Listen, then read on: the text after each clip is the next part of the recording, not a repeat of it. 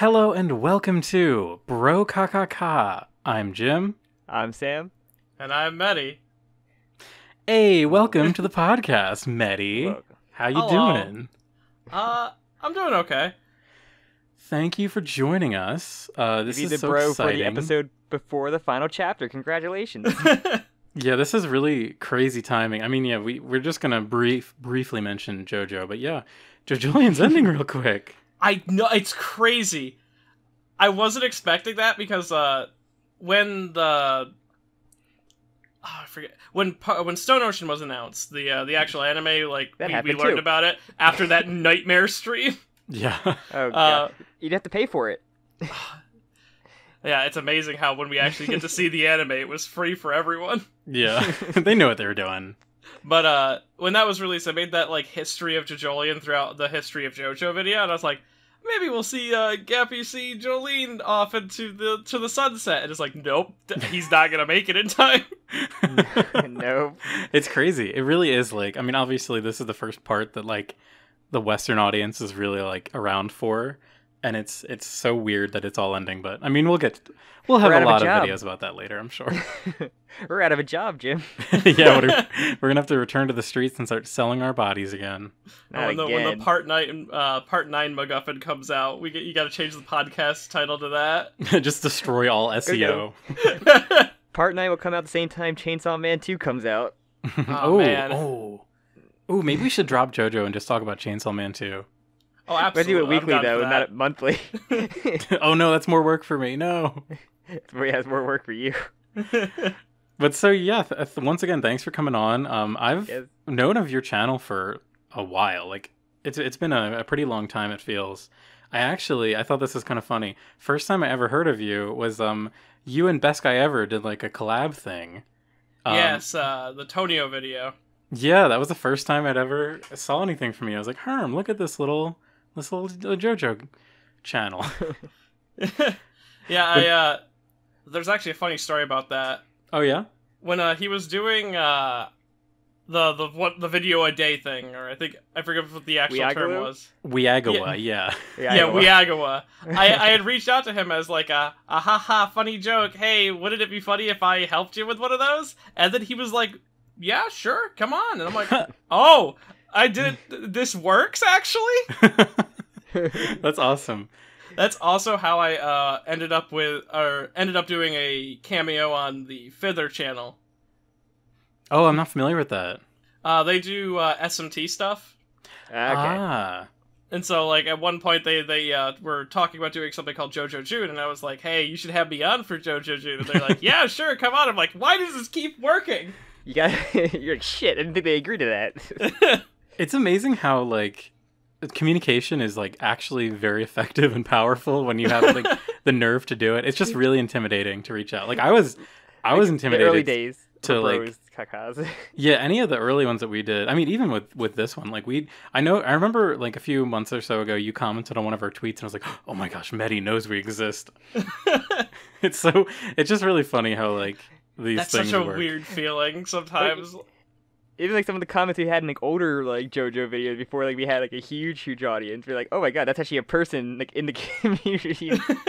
Q clicked on our like less than like 1,000 view video for the time. Yeah, we started doing BROKAKAKA almost 4 years ago. We're actually, the 4th anniversary is coming up like right after part 8 ends. And I remember, yeah, really early on, Xforts like commented on one of our chapter reviews that had like hardly any views at all. And I was like, oh my god, is this like fake? Is this like a fake account doing this? It's really cool. I think I heard about you guys through Aeon Star. I think he had talked about you at some point. He was like one of the first bros. Yeah, we had... So. Speaking of how, like, just people reaching out, and that's the thing that happens, like, Promello just, like, happened to reach out to us and was like, hey, we should collab. And I was like, what? That's a thing you can do? And then that was the first time we, like, did a collab with someone, and then... It's funny how many names we can make from just our, like, normal podcast name. Yeah, we're really stretching the KKK formula. Yeah, BROKAKAKA. Well, we have a new one. Actually, I don't even want to say this out loud. Actually, I mean, is it going to start off like after since Jiu-Jitsu ended the day of this recording? I think okay, this is like inside baseball. I hate even talking about it, but I think we're gonna wait to release it. But we're gonna do like a similar show to like where we watch Part a batch 5. episodes for Kind of like part 5. Yeah, where we watch like a batch of episodes and then do a podcast on it. We're gonna do it for Attack on Titan, so that one's gonna be called JoTack on Titan. We're really good with the name stuff here. Yeah, it's a lot of like literally just me DMing Sam like until he like doesn't hate one of the suggestions. Oh, I know that feeling. It's always Jim. Like, Jim, let's do one of mine. So you're like, no, I hate it. I don't want to talk on your crappy anime. But like, the crappy anime is what gets good content, though. It's true. Like, come on. Yeah, we'll do one of your series next. I really like Attack on Titan. So it's been really fun to rewatch that with Sam. We just did like the first little batch so far. Oh, nice. Is that just season 1 stuff? Yeah, so far it's only the first 4 episodes. So because I've only seen season 1 and I haven't seen anything past there, but I know a couple spoilers because Twitter's a terrible thing. Yeah, for Attack on Titan, that's I only got to run season 1 myself, and then like I fell off.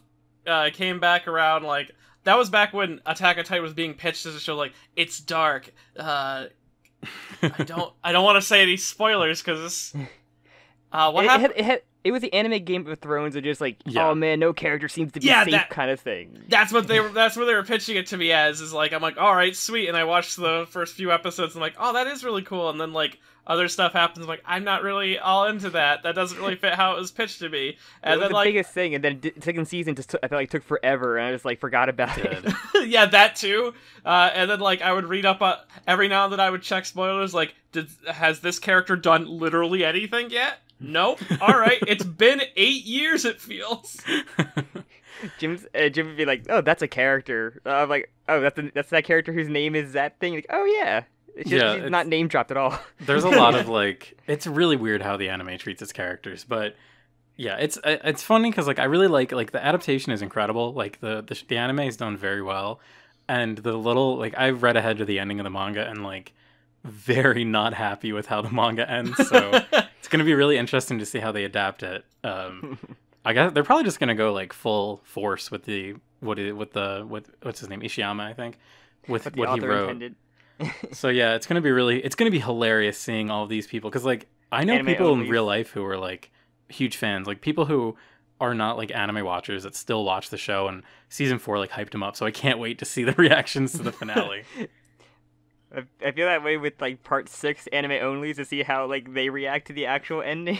Oh yeah, like that is one benefit. I'm waiting like, oh, there's some things in part 6 I just can't wait to see the weekly reception to. Because the part 5 ending was just like the whole flashback arc was just like people were like, wait, what? Mm-hmm. I am so excited for Yo-Yo Ma. Yo-Yo Ma is like my favorite God, shut up about Yo-Yo Ma in part 6. And all right, high five, Yo-Yo Ma fan. Yeah. I people hate it. People get so mad about Yo-Yo Ma. It's gonna be really funny to see. I can't wait to talk about Limp Bizkit and not the stand, the actual band. So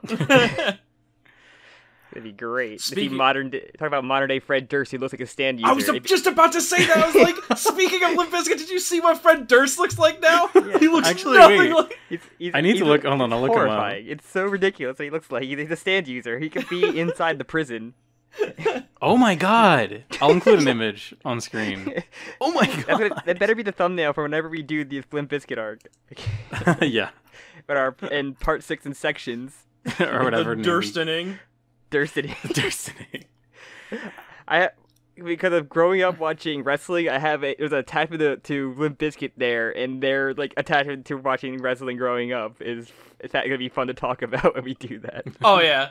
The Limp Bizkit, if you were a wrestling fan at heart, you were there for X7. The Undertaker came out to Rollin' by Limp Bizkit, and he did a live performance with Fred Durst like dancing and singing his theme song. Yep. Oh yeah, there was also hilarious. Like the X7 had like one of the best promos ever. It was Rock versus My Time. Yeah, My Time. Rock versus Austin. It's so. It's hype as fuck. Are we allowed to swear on this podcast? Oh yes, please fucking swear. Fucking good. The one thing they're good at is making promo videos for the hype up like a fight, and My Time's the best one. Like, oh my god, I'm glad someone knows about wrestling other than me. It's really funny because Sam is always trying to I think you use wrestling terms though, with like. That's true. I know some wrestling Thank God. terms. If there's one thing the anime community has done, is it's made wrestling lexicon an important part of like the anime conversations. I hear jobber used constantly now. Yes. I go face and heel, I'll say. Yeah, so many of those things I had no idea. Like, I've heard the term heel turn forever. I say squash match, just to do like a really one-sided fight. Oh, yeah. You said that earlier, and well, not earlier. You said that in one of our Jujutsu Kaisen videos, and I was like, what is this? Like, what is this reference? I didn't understand it until just now. Someone's got... It doesn't come up as much, but I know when some people talk about their, like, YouTube personality, like, they gotta keep up kayfabe. Yep. Oh yeah, that's the kayfabe that I'm not really a kappa, but I gotta keep that up that I am. Yeah, it's just like this wrestling itself. Like seeing like a suplex or a German suplex in like anime or like a video game, it gets you really hype. Oh yeah. It's just like I don't know, when you see that in like, I hope I'm seeing a Jujutsu Kaisen where I'll see like a good suplex. I mean Toto, right? Toto's got to do one. He's so big. Yeah, he has to. But should we actually get away from wrestling so Jim can actually like think? Oh yeah, I wanted to kind of talk about. So, how long have you been doing YouTube? Because like as I said earlier, like I've known you to be around for a while. I started making like actual serious videos. I think it was 2015, maybe 16, when Part 4 had just started up, and I really wanted to do, like, I wanted to cover the OP, because I was like, I thought the What's in an OP series was really cool. And I was like, I want to try that out. And those videos are awful. They're very bad. Oh, yeah. I gotta start somewhere. That was back when, because for the longest time, when I've been reading JoJo for, like, forever, and so it was always a series that I really liked, and, like, I started when I rented the OVA for Part 3's not Blu-rays, wow. The OVA's VHSs from a local library. Library had those? Yeah, they had a weird selection because I can tell. It's also the same place where I first saw like anime. Like I had read manga or comics. I didn't really know the difference. I just thought that they were like cool stories. I've been reading Shonen Jump for a while, but like the first anime I saw was an awful little experience. I rented two things. I rented The End of Evangelion. Oh my god! And Cardcaptor Sakura. Oh my god! Like fucking I remember whiplash of those two. I remember our one neighbor my sister played with. She had like a set of the card capture actual card because all you knew was the theme song to that, and they were like really cool merchandise of like actual size like merch you wish you could have like they would have now they wouldn't have now because it's like too much production costs. All the merch stuff is for like Precure and like the Sentai shows. That's where like all the money for merch seems to go to. I had plenty of I still have plenty of Ranger merch from growing up as a kid. Like I had Saba, which was like the little like sword with the little like face on it from Power Rangers growing up. Oh, I wish I had Saba. I only had like the Power Ranger morphers. I had like that was something I would beg my parents for all the time, is just get the morphers because I like. Oh my god, the morphers are so cool. The morphers are super cool, and then they started being super lame, and I stopped asking for them. But I was also like a teenager at that time, so it would have been a little weird. I mean, it's fine. You're talking to Sam right now. Yeah. Oh yeah. I am like a huge Power Ranger nerd. So. Oh yeah, no, same. Like, I think I watched all the way up till Jungle Fury before I fell off. Jungle Fury. Oh my god, you should watch the season after that. The RPM is like phenomenal. I've told RPM is very good, and I really gotta check it out sometime. I would love to make Jim watch through Power Rangers and be like, my series. I'm gonna convince Jim. The way you convince him, send him a name that works. Yeah, you gotta come up with a good name for the show. Oh, god damn it! I mean, that's my specialty. I came up with so many names for shit. So, but yeah. So that was my first experience with anime, and then after a while, I got into like the main three. I watched Bleach, Naruto, and One Piece, but I fell off One Piece really fucking quick. Fell off Bleach really quick. Watched Naruto up till Shippuden, but after a while, I I was just like trying to venture. I was like, I need to watch a bunch of things all at once. I want to become like really knowledgeable on this. And I was stupid young, so it was just watch it and then like, all right, add it to the list. I retained none of that, and I got the JoJo OVAs, and I thought they were really, really cool. So I looked up JoJo, started researching JoJo, because when I find something, I get really obsessed over it, and it's really bad. And so I read, at the time it was like really bad translations. I don't remember the exact year it was, but I'd caught up to part 3 where it left off, and then I went kind of cold on the series because I wasn't keeping up with like the community at the time. Like I think around that time is when like things like It Just Works was beginning to pop up in like the lower runs of the community. And like JoJo has always been sort of like mimetic, where like Dio in Heritage of the Future has been a meme since as long as like internet memes have been spread. It's crazy because I think I've mentioned this before, but so I kind of, just a really brief summary, like I kind of jumped on JoJo late. Like I think it was like during part 4 had just ended, the anime. But it's so funny because like there was a lot of weird meme and like like strange video websites I used to go on, like in like what was that, like 2010s and stuff, like early like 2010, 2011, and like I went back to one of those and I saw the fucking meme from Heritage of the Future, and I was like, it's so surreal that I saw this meme like 7-8 years before I even heard of JoJo, and it was like, it's so weird. That, and the other thing I always mention, it's so cool, is in like 2008 there was a fan animation for Rhythm Heaven. You know how like Rhythm Heaven has like mixes that like it's like a song that plays. I don't know if you ever play the Rhythm Heaven games. Yeah, no, I've heard about them. Yeah, they're great. I love those games, but there's like little things like mini games at the end where it mixes all the mini games together into like a song, and a song plays. And in like 2008, a bunch of Japanese internet animators made a JoJo one, and it's like crazy. It's still on YouTube, and it's so cool, and it's just like so funny to see like Steel Ball Run references in this animation when like this is before JoJo had even come over in like a major way into the West. It's crazy. Yeah, I mean, we tried with Diesel, but that didn't work well. I mean, I don't think they tried to bring anything over. I think they just tried to.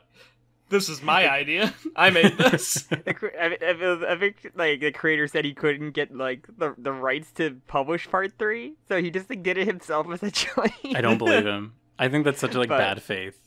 But I think I like saw Dio and like going through this early YouTube rabbit holes of watching like really bad Mugen videos of like, oh, here's Peter Griffin versus Homer Simpson in a Mugen fight, or like here's Dio versus Ronald McDonald or something. I didn't know at the time who the fuck Dio was, or I didn't really pay attention, or I didn't really watch that one. Yeah, I remember one of the things that I would encounter a lot is I used to go on like Flash websites all the time. I think the one I went on versus like I think most people went on like Newgrounds or like sites like that. I went AddictingGames.com. I went on albinoblacksheep.com. Yes.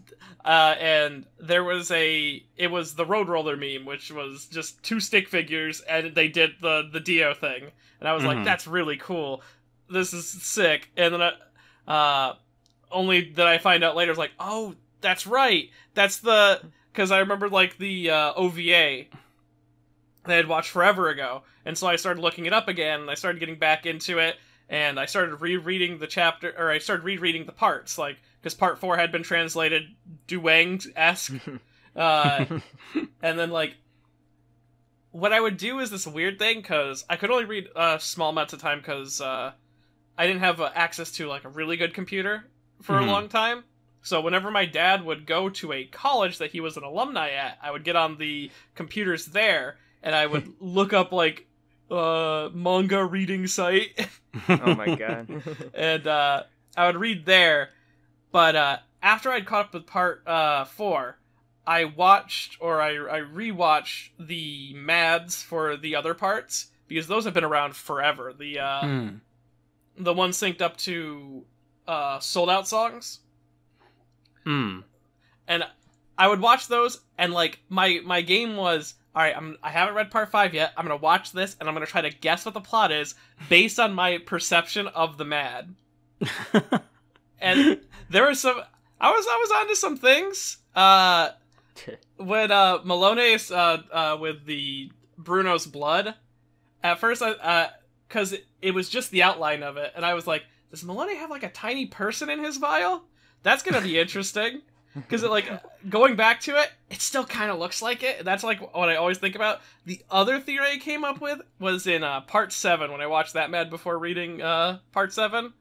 Was I thought that Valentine's entire cabinet was alternate universe versions of himself that he pulled in, and so that's how the stand would get around to everybody.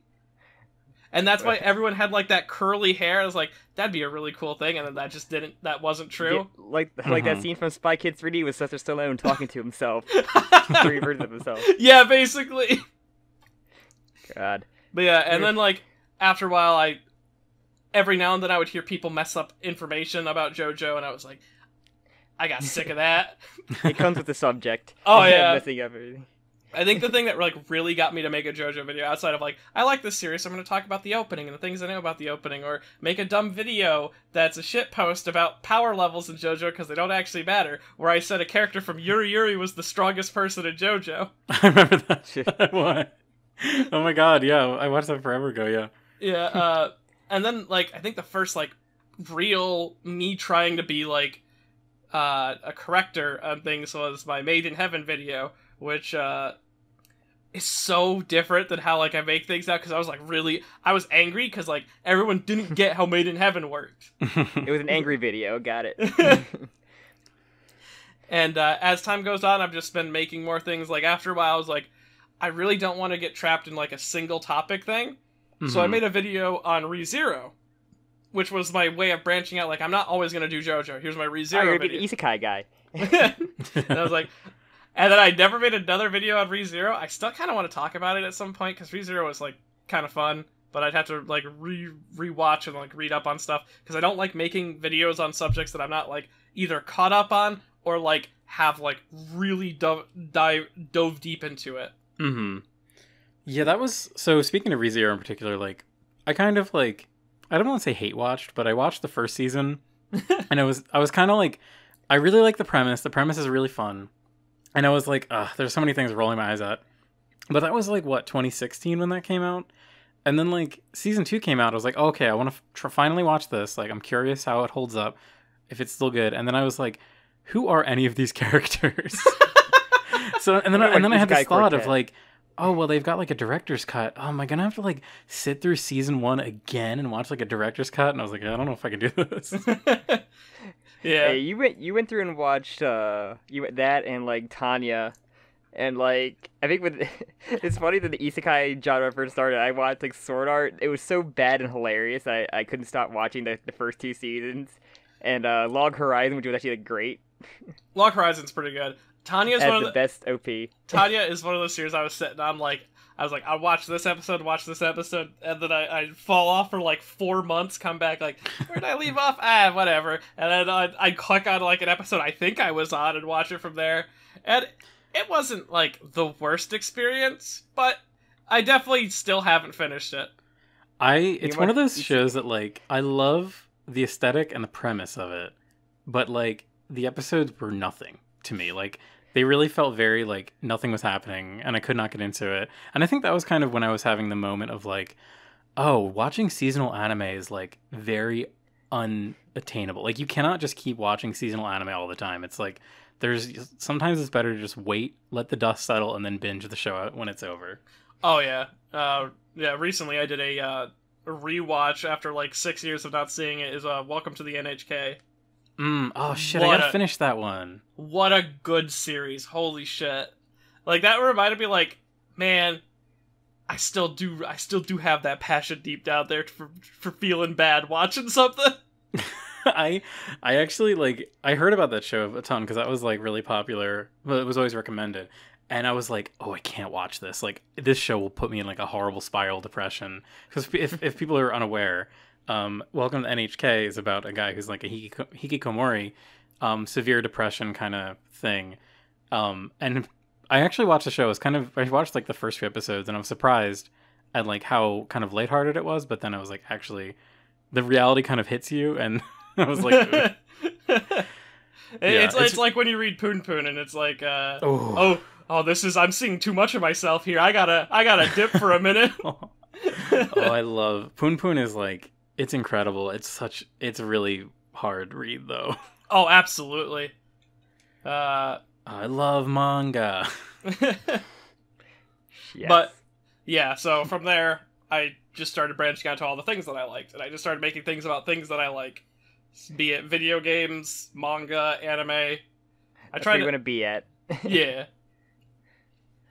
Like, And that's honestly, that's like the ideal, because it's like that's the fear of doing like content on the internet, because like obviously our JoJo stuff is like the stuff that people really care about, like in large numbers. But people don't come for Jitsukai Quest. not nearly as many. But it Or is part cool 3. because like I'm one of those Jujutsu Kai Quest fans.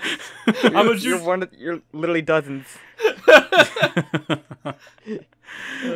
but it's like it's really fun to like experiment and see how people react, and like obviously that's because like the fear is like, oh well, our bread and butter, like the series that we really love doing the most, could be ending soon. Say if part 9 doesn't happen. So I've been really thinking about like, what other kind of things we could do. So yeah, we started this little others thing. We have a couple other ideas kicking around of like mostly manga. Like I feel like we're really like Sam and I really bond over manga. I'm like really passionate about it.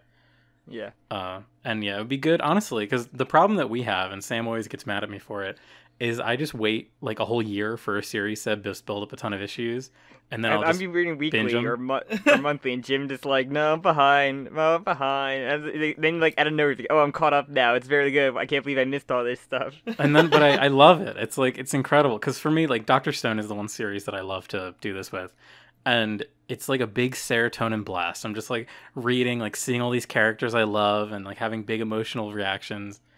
I love it. Oh yeah, I get that from both sides because of the content I make, or the content that I make, and needing to be up to date on stuff, because I made the mistake once. The mistake was making a video on something I was not caught up on. Oh no! I regretted that immediately. It's one of my first My Hero videos in which I talked about Bakugo, and it wasn't that Bakugo was like something happened with Bakugo. It's the fact that I didn't know who Mirio was at the time. Mm-hmm. And so I made an entire video that I still stand by the premise of the video. But knowing about Mirio would have been very beneficial. And that led to, for a good time, I had a very negative perception of Mirio because people would just come to my comments and be like, Mirio? And I'm like, alright. And then I made a Mirio video. It's the first thing of mine that ever hit 1 million views. And so I'm like, I love Mirio now. He's my best friend.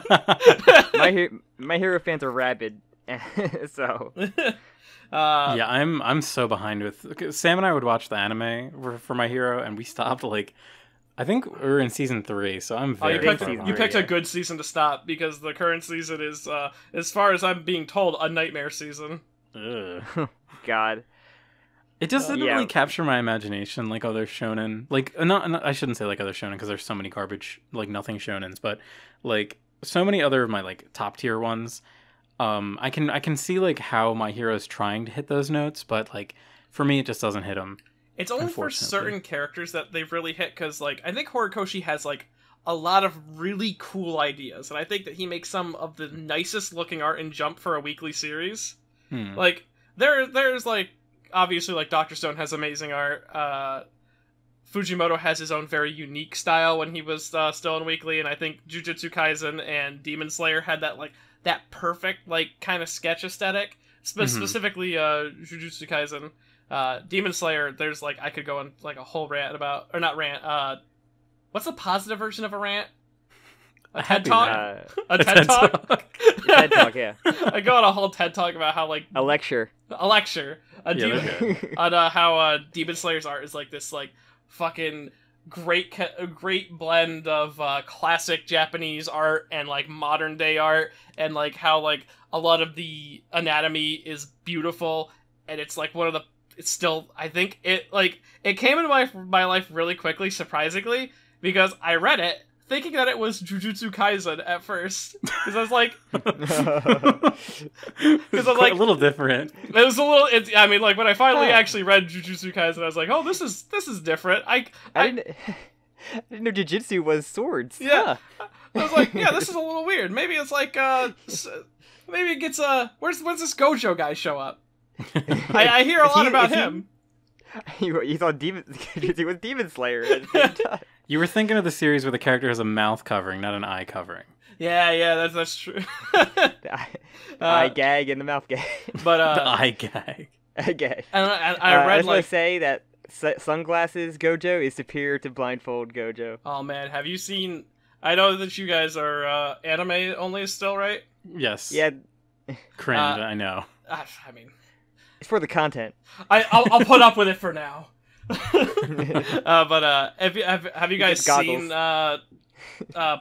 pre flashback Gojo? No, I don't think I have. I don't think we got a flashback within the first season. Oh, he's great. Like he's glasses Gojo, but like young. They're not the round sunglasses. They are the round sunglasses. It's actually a great scene with them.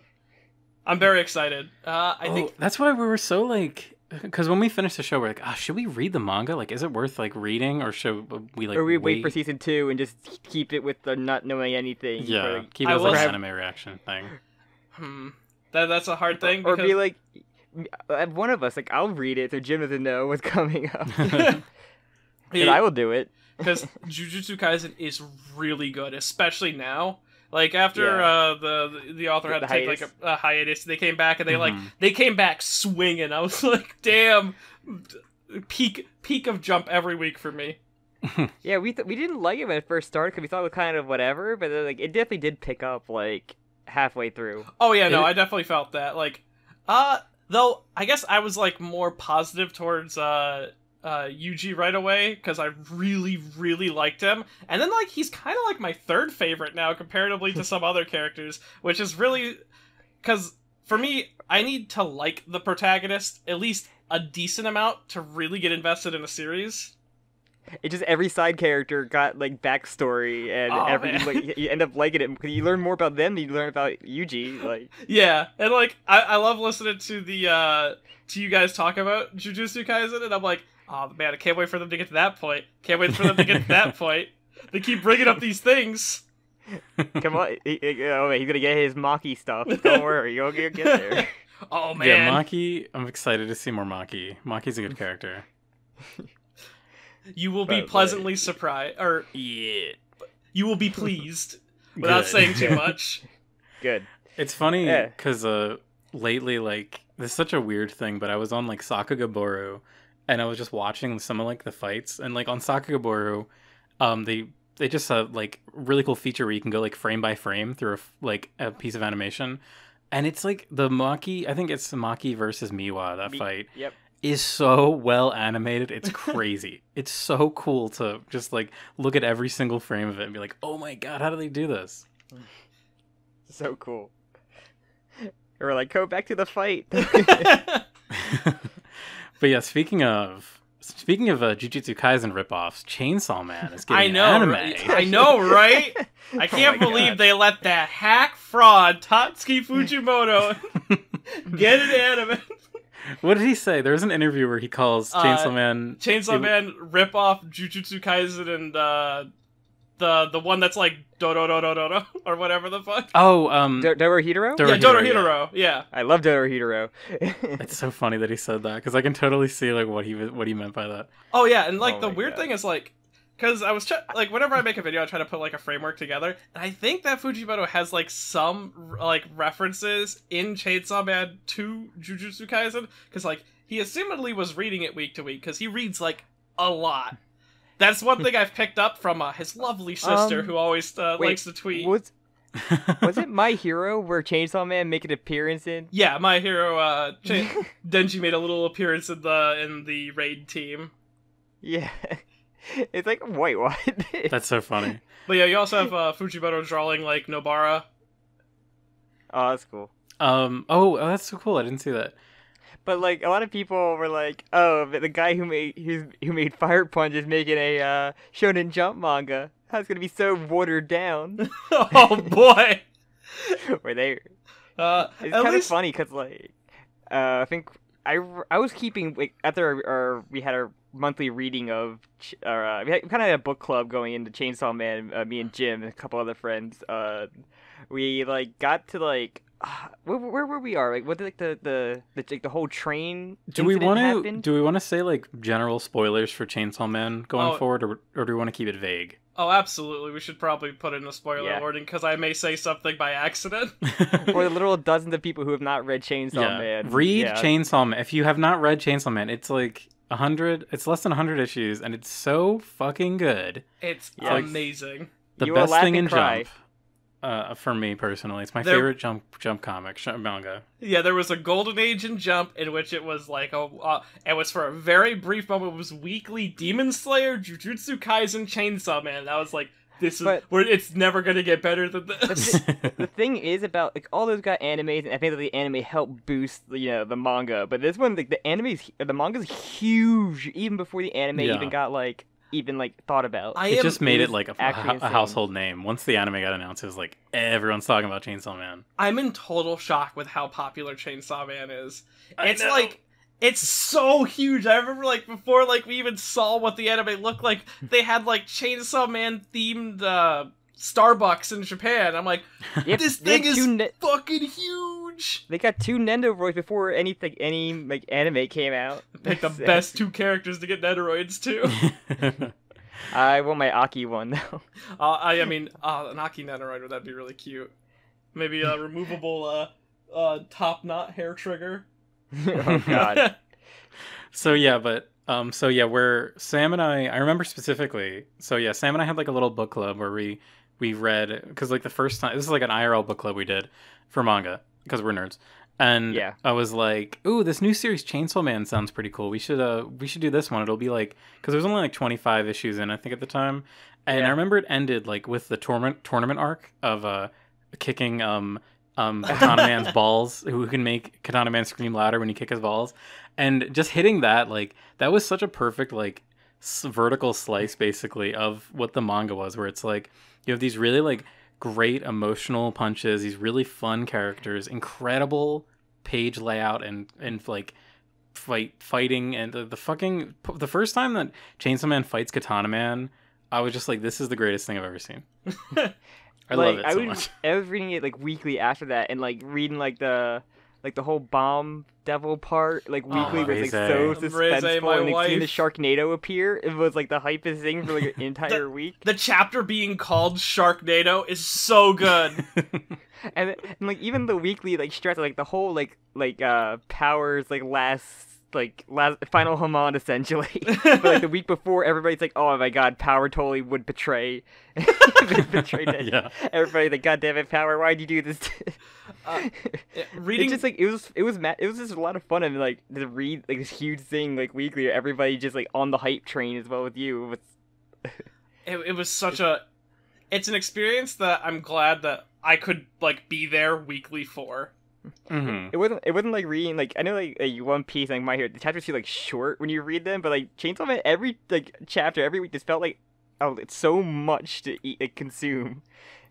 Yeah, like until I think we went like 80 chapters before knowing what fucking year Chainsaw Man was taking place in. Yeah, that was crazy. It's really like, one thing I love Chainsaw Man, and it's funny because like going into the series I didn't realize how well plotted it was, but once I did, like I kind of did like a full like reread of it, because like I hadn't touched it for a while near the very end, so then I reread all of it so that I could like finish it. And so many things, like big plot revelations, are dropped in like the first 3 issues or first 3 chapters of it.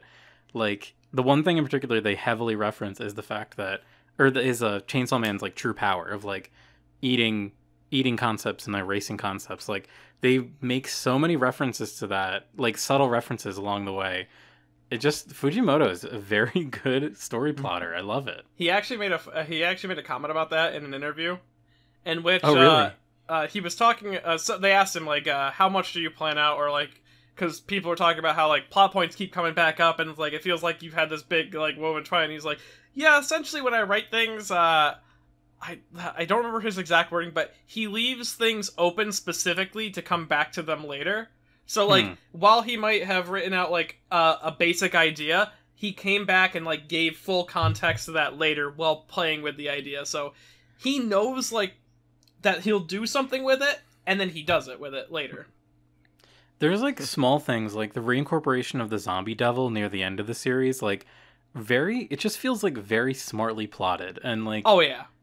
it's something that is so refreshing, especially from a shonen, because like going back to Jujutsu Kaisen, that's like one of my biggest complaints is that the series feels like it's being written like while it's like literally like minutes before it goes on the page. Because like one example that I like to bring up is the whole thing with black flashes in Jujutsu Kaisen. We have a whole arc with Nanami, and then after that arc we learn what black flash is. And in that arc, we have like a scene where Nanami tells us, in like a funny cutaway joke, Nanami tells us what a black flash is, and we find out that he's like the world record holder. It's like, why wasn't this brought up like the arc before? It would have been like, it would have slid in a lot easier, and like, but yeah, I don't know. Compared to that, I love how Chainsaw Man goes. Yeah. And I remember just like when the whole like Makima like thing started at the end, there was a funny thing. It's just like there was like the whole making like the dog comparison. I was like, oh no, I know where this is going, because the whole dog I won't use a pet like, fetish thing is so like it's so like ridiculous. Like oh no, and then that led to the whole Chainsaw Man subreddit having the ban dog wolves because of thirsty ass Makima fans. That was like, it was as you said, like following the series as it was airing and seeing the popularity skyrocket. It was like, I remember that moment where it was like, oh, there's like Makima cosplayers that are just getting like pages and pages of comments that are just woof woof woof. Like, it's a very similar thing that when happened. did this happen? The very similar thing that happened in like when they're like not the most recent Castlevania season, but the season before, I think season 3, where like, oh no, I know where this like whole pet thing is going, and everybody's gonna be like thirsting over it. Yeah, but it's funny.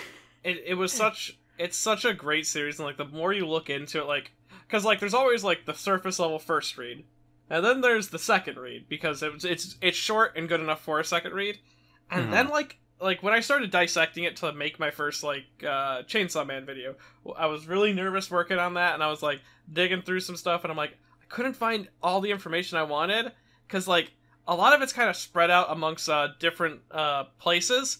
And when I finally published it, I was really happy with how it turned out. And then like a week later, I learned critical information I could have used. And it ties back into like, he uses a lot of biblical references in Chainsaw Man. Oh yeah. And the thing that really upset me is that Reze, because I didn't know what her name was. Like, her name was escaping me because it's written out in simplified Japanese. It has no real meaning. And it turns out it's Ezer, which is like the name for wife in biblical, or it's I forget if it's which form of the Hebrew? Bible. Yeah, it might be Hebrew. And if it's the Old Testament, it'd be Hebrew, right? Yeah. And it's like this person who's supposed to help and guide man, and it's like, oh, I get it. Then she's kind of like an inverse of that because her name is written reverse. Fujimoto, you're a fucking genius. I hate you so much. Yeah, I remember seeing that on Twitter and being like, holy shit. There's so much deeper than I ever anticipated it. Yeah, and then sometimes I'm like overthinking things, like how I think you guys, yeah, no, they talk about it in the anime, I believe, because I think that Fujimoto's a bit of a Jujutsu Kaisen fan. I think Halloween or Cosmo has a bit of a reference to Gojo, because oh yeah, when the Cursed Spirits are talking about their plan for Gojo, they talk about how they're, I believe they mentioned in the anime. Apologies if I did spoil the date, but they're planning to do it on Halloween or October 31st. Oh, I don't think they mentioned it, but anytime the villain stuff, we were like too interested in. I could imagine that I forgot that detail, but that's I don't think funny. they said it. They did not say it. I believe. I believe they mention it when they meet up together at the beach when they're playing Sorry. Oh, okay. Yeah. No shit, I think you're right. I think you are right. I do remember this now, actually. Yeah, so okay. that predates Chainsaw Man as a whole, that chapter when it was released. Huh. And so I think that Cosmo having this obsession with Halloween is more than just like a funny word that Fujimoto picked. Mm-hmm. I think it might be a reference to the fact that Gojo has a relation to the date of Halloween. She has a similar power to the infinite. I think that Cosmos is in a way like a little wink with one of her eyes to Gojo. Mm-hmm. That's so I funny. if he Cosmo drew is the- like that whole Halloween bit is like legitimately Jim one of loves my her. favorite parts about Chainsaw Man. Like I absolutely think that is like the most clever like solution, like conclusion to that arc. Like I love how it like the effects of it are so cool. Like when Santa Claus basically all the dolls get like affected by it. It's just so cool. But yeah, and it's also visually. I love the whole like the visual of like hundreds and hundreds of bookshelves just colliding on her. And Jim also loves her design. Jim She's loves the also very entire cute. Jim's favorite character is the harem. The harem's great. I love them. The stupid harem girls What's it called? of Guanxi. Yeah, Quan Chi's harem of lovely ladies. God, I have one complaint I think I have with Chainsaw Man is when Makima brought in all the devil hybrids and like there's no like him having a thought about any of them or like any discussion about them. Oh I thought yeah, that was really yeah. When weird. the four horsemen of the apocalypse arrive and they're just there, and she's like, Yeah, "You fought and these in a past life," and it's like, I don't know who the fuck like 80% of the people here are. But one of them was like Denji's like almost girlfriend that tried to kill him that one time. According to Angel, girlfriend, now ex. Girlfriend. It's crazy Russian stuff. Just a Russian girl, you know. Oh, she's great. I love her. But okay, he should have commented on at least her. I Like, would, yeah, Yeah. Though I think at that time he wasn't really like he should have commented her at the graveyard, but I think at that point he was like on a. And we don't even know their fate afterwards either, though. I assume they're all alive because hybrids are really hard to kill. Mm-hmm. I guess Because how we'll see. yeah, part 2, come on, baby. Give me Reze again. Give me that romance arc that Fujimoto talked about once. He was like... Give me Guanxi Senpai to Denji.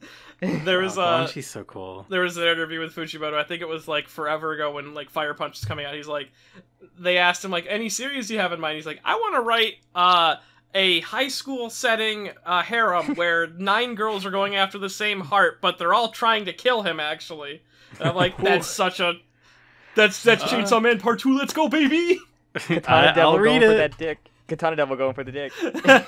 I'll fucking read it. I'll read anything Fujimoto puts out. Absolutely. Anything that man puts out, or that person, I don't know, honestly, at this point, with the amount of times that they have represented themselves as a female, I am not sure. So I try to avoid that now, because I think it happened forever ago when I called Gotoge.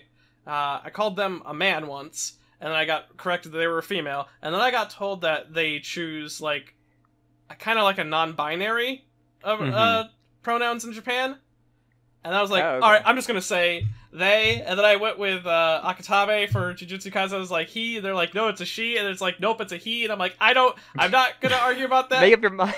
Make up your mind. Who's Gotoge? What series is that? Demon Slayer. Oh, okay. Oh, yeah, that was... I remember looking into that, because, like, I've only seen the anime for Demon Slayer, so, like, most of the anime, and I wasn't sure who the mangaka was, and I was like, I'm trying to find out, and I have no idea, so... Yeah, they were relatively fresh face. They had made, like, I think they made a couple one-shots before that, but, like, Demon Slayer was their first Jump series, and Demon Slayer fucking took off like a rocket to the moon! Oh, yeah. It's, like, insane. Like, that's, like, meteoric, like, literally. Yeah. And I think I talked about it with Jim. We talked about Demon Slayer before, but like, we gotta give credit to the author who just like decided to end, even in its height of its popularity, just knew when he wanted to end it, and didn't just try to like extend it just because they were selling a shit ton of manga.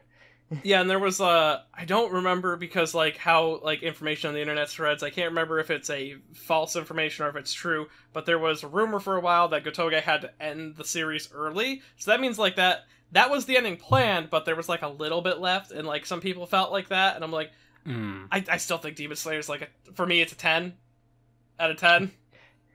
I think the first season thoughts were just like I thought it has great like beautiful visuals for the most part. I mean, not the CG backgrounds, but like I thought it was all It's right. very A lot pretty.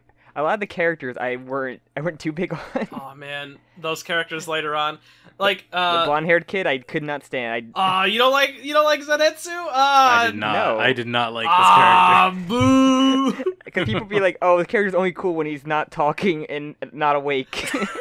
Zenitsu was one of those characters I like. And he simps over a child. I had to make a video on because I was like, no one gets this character. I have not seen it. So. No, that video does have like one of my least favorite things is where, because I didn't know boxing very well at the time, and like I like to add like little factoids in. I made a bad flub, where I said, because Muhammad Ali made a statement about flow like a butterfly, sting like a bee. Like that's like one of his famous quotes. But I said like Muhammad Ali, also known as Cassius Clay. And I'm like that was not good on my part. He specifically threw that old name away, and he was Muhammad Ali. I learned that very soon after, and if I could take that segment out of the video, I would. Oh, I didn't even know that. Yeah, no, he does not want to be called Cassius Clay. Yeah, he changed his name when he converted. So. Yeah, and I was like, if I knew that, wouldn't have been in the video. But I love Demon Slayer so much. Sorry to derail the Chainsaw Man topic. No, it's fine. Our whole BROKAKAKA method is just derailing into other topics. I do actually, to sort of derail even more. So we're kind of talking about like, yeah, Fujimoto does like play with gender a bit. Like, are you gonna talk about Fire Punch? No, Okay. not yet at least. I don't have too much to say with Fire Punch because I haven't finished it. So I dropped it. I love it. Fire Punch. I like it. I got pretty far, but I just don't feel good reading this. Oh yeah, like I can get that.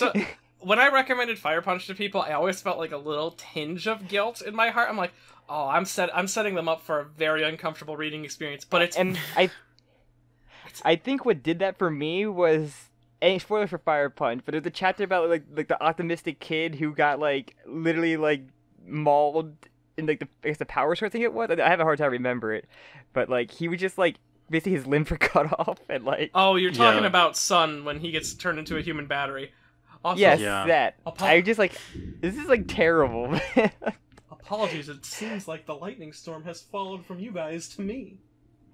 Oh wow, God. But, sorry about that. Fingers crossed. But yeah, that was like I think that's what turned me. Even the first chapter, I was like, this is like disgusting and like. So yeah, the whole good... like the whole the cannibalism thing in the first chapter, it's like he really just fucking hits you with it. Not even cannibalism. That's just a cannibalism and incest. Fire Punch is Fujimoto's, I think, his most nihilistic work, but like it's nihilistic in a weird way, where it does end on a somewhat, without spoiling too much, because I know you haven't finished it. It does end on somewhat of a hopeful message. At least you can interpret it that way. Uh-oh. I prefer the cannibalism of Chainsaw Man. Sorry. Where and like I remember just reading it. I'm like, wow, this is like pure Fujimoto. This is like him. He has no there's no one stopping him doing anything. And then I find out that Chainsaw Man is the same way, and I'm like, damn.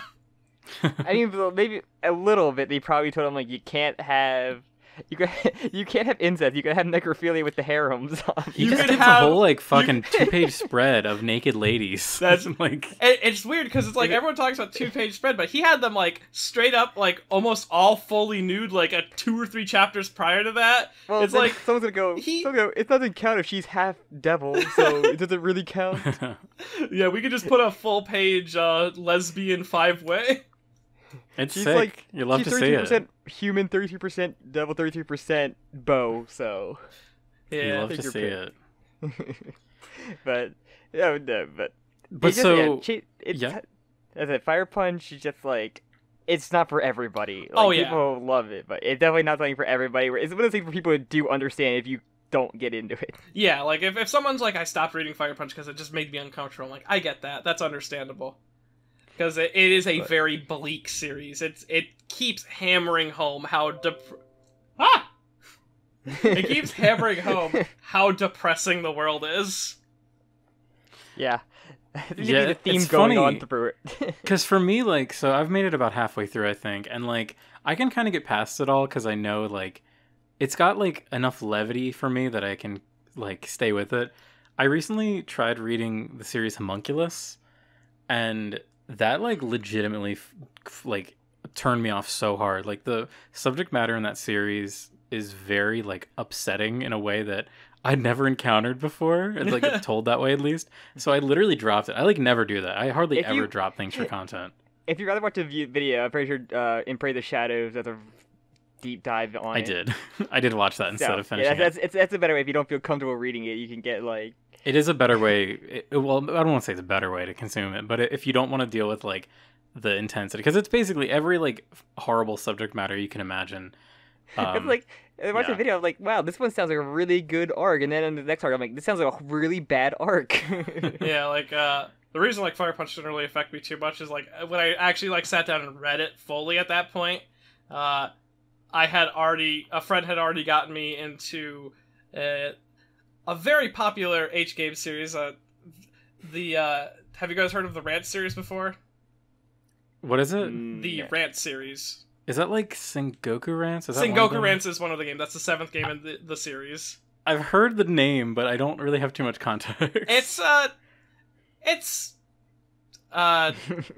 intense.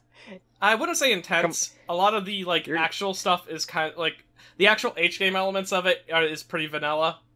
But like some of the things that happen in it are like that shit is like really dark, and like you learn that it's like 30 years old, and it's like the 3rd oldest RPG franchise out of Japan. Gosh. And it's like it's retroactively like impacted the media in like a way that like a lot of people like like Bible Black. I believe there was a great article on it talking about how the Rant series kind of inspired the meta element of isekai, where like they address skill levels and system levels, because that's something actively addressed that's a functioning part of the universe itself. And there's like some darker elements. Like the series is fantastic, and I would recommend it if you are old enough to play it, because it is an H game, 18 plus. It's funny that in Japan that this H game can just be like a hugely impactful thing. It's so true. It's amazing. Like it's one of the most enjoyable things I've actually like gotten into and like been learning about, and it's coming out very slowly in the West, but it is coming. Oh, it's coming all right. Oh, it's coming all right. Oh god. And like it's also a great viewpoint of watching a terrible, like, if you ever wanted like a bastard of a main character, like someone you can like you get mad at him, but then you see him slowly become like an actual good person over 30 years. Over 30 years. But like great elevator pitch. Well, I mean, you can play the games really quickly, because like the first 3 games are like an hour each, because they're old H games. The remakes are a little bit longer. Those are like decent RPGs, and they're like all of them have unique gameplay styles. Don't play 5. 5 sucks. 5 is really bad. I love how this is becoming the rants podcast. Sorry. No, it's fascinating. I love hearing about it. I've done one video on the rant series so far. Working on another one actually at the moment, but one video on the series so far, and it's something that's like I can look at, and I can look past like the obvious bad elements of it, because it is an H game. There's some uncomfortable elements in there. Some scenes that are meant to make you feel really like shitty, but bad ends essentially. Oh god, the bad ends. Oh no. Bad ends tend to be very bad no matter what kind of like H game you play. Oh yeah. But like there's just this great element of, without spoiling it too much, even though I'll put up a minor spoiler. The fact that Rants doesn't really follow what the player wants. There are times in the game where Rants will just go and he'll be like, I'm gonna go fuck something, and you're like, god damn it, you're making this so much more hard than it has to be. Don't stick your dick in that. No. You fucking... Or like he'll have like a magic sword and he'll just throw it away because he finds it annoying, and I'm like, you fucker, you motherfucker. Like, well, why would I use this magical sword? I have a magical sword in my pants. And they all high five each other and walk away. And like everyone around him somewhat, he's actively saved nations from collapsing, but like everyone's tired of his shit, and like he'll leave his magic sword at home so he can't go fight a demon, and like you just get mad at him. And then like the 10th game, like the final game in the series, gives you like actual catharsis for that, because this entire time you aren't Rants. You've never been Rants. You have been sort of this outside being, and it's something that was hinted at in a previous.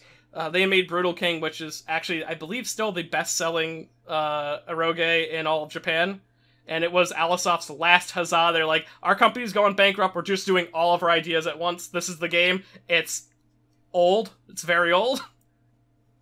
But like the concept of the player is a thing in universe, and that's why like at times you make decisions that go actively oppose what Rance wants, because you are the one making the decision. You are essentially God in this universe, and like then like the end of the game, this H game series that has built itself up on porn for years ends with like a part 2 that's all about like persona and friendship.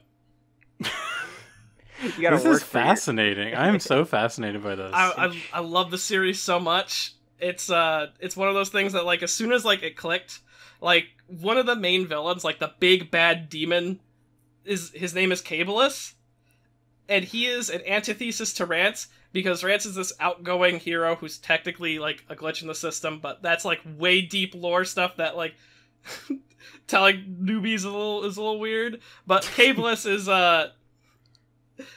is this squirrel who's been around since like the beginning of time, and he has slowly modified himself over time, and he's this big, like terrifying, like draconic man who is a huge coward.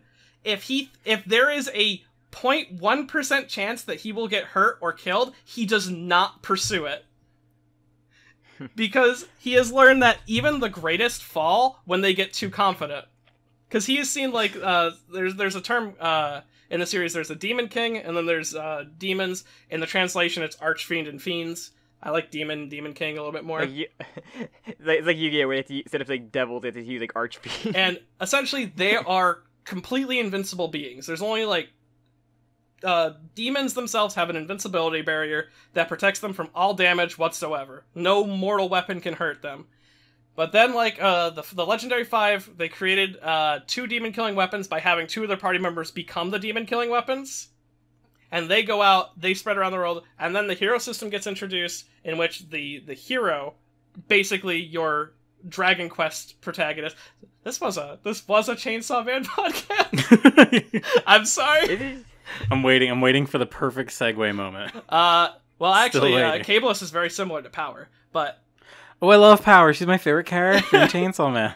Yeah, That is so funny, though. Seriously, that is... I feel like the big brain meme right now. Like, my brain is exploding hearing about, like, the deep lore of this H game. I mean, you can talk about like 20 minutes about it and not talk about any of the actual hentai itself. Oh, the porn's the fucking worst part about the series. It's awful. Skip that shit. That's like, you hold control to get through the H scenes, and it's like everyone's holding control when the H scenes pop up, because it's like, it's total interruption. One of my friends went through all of the games, like, recently, and they were like, yeah, no, nothing revealed in the H scenes isn't revealed immediately after the H scenes are over, so there's no reason why you can't skip them. That's get this shit hilarious. Out of here. That's absolutely hilarious. Cast it back to hell. Well, I think we're gonna take a little break really quick. Okay. But join us in, well, you'll be back in a sec once we return.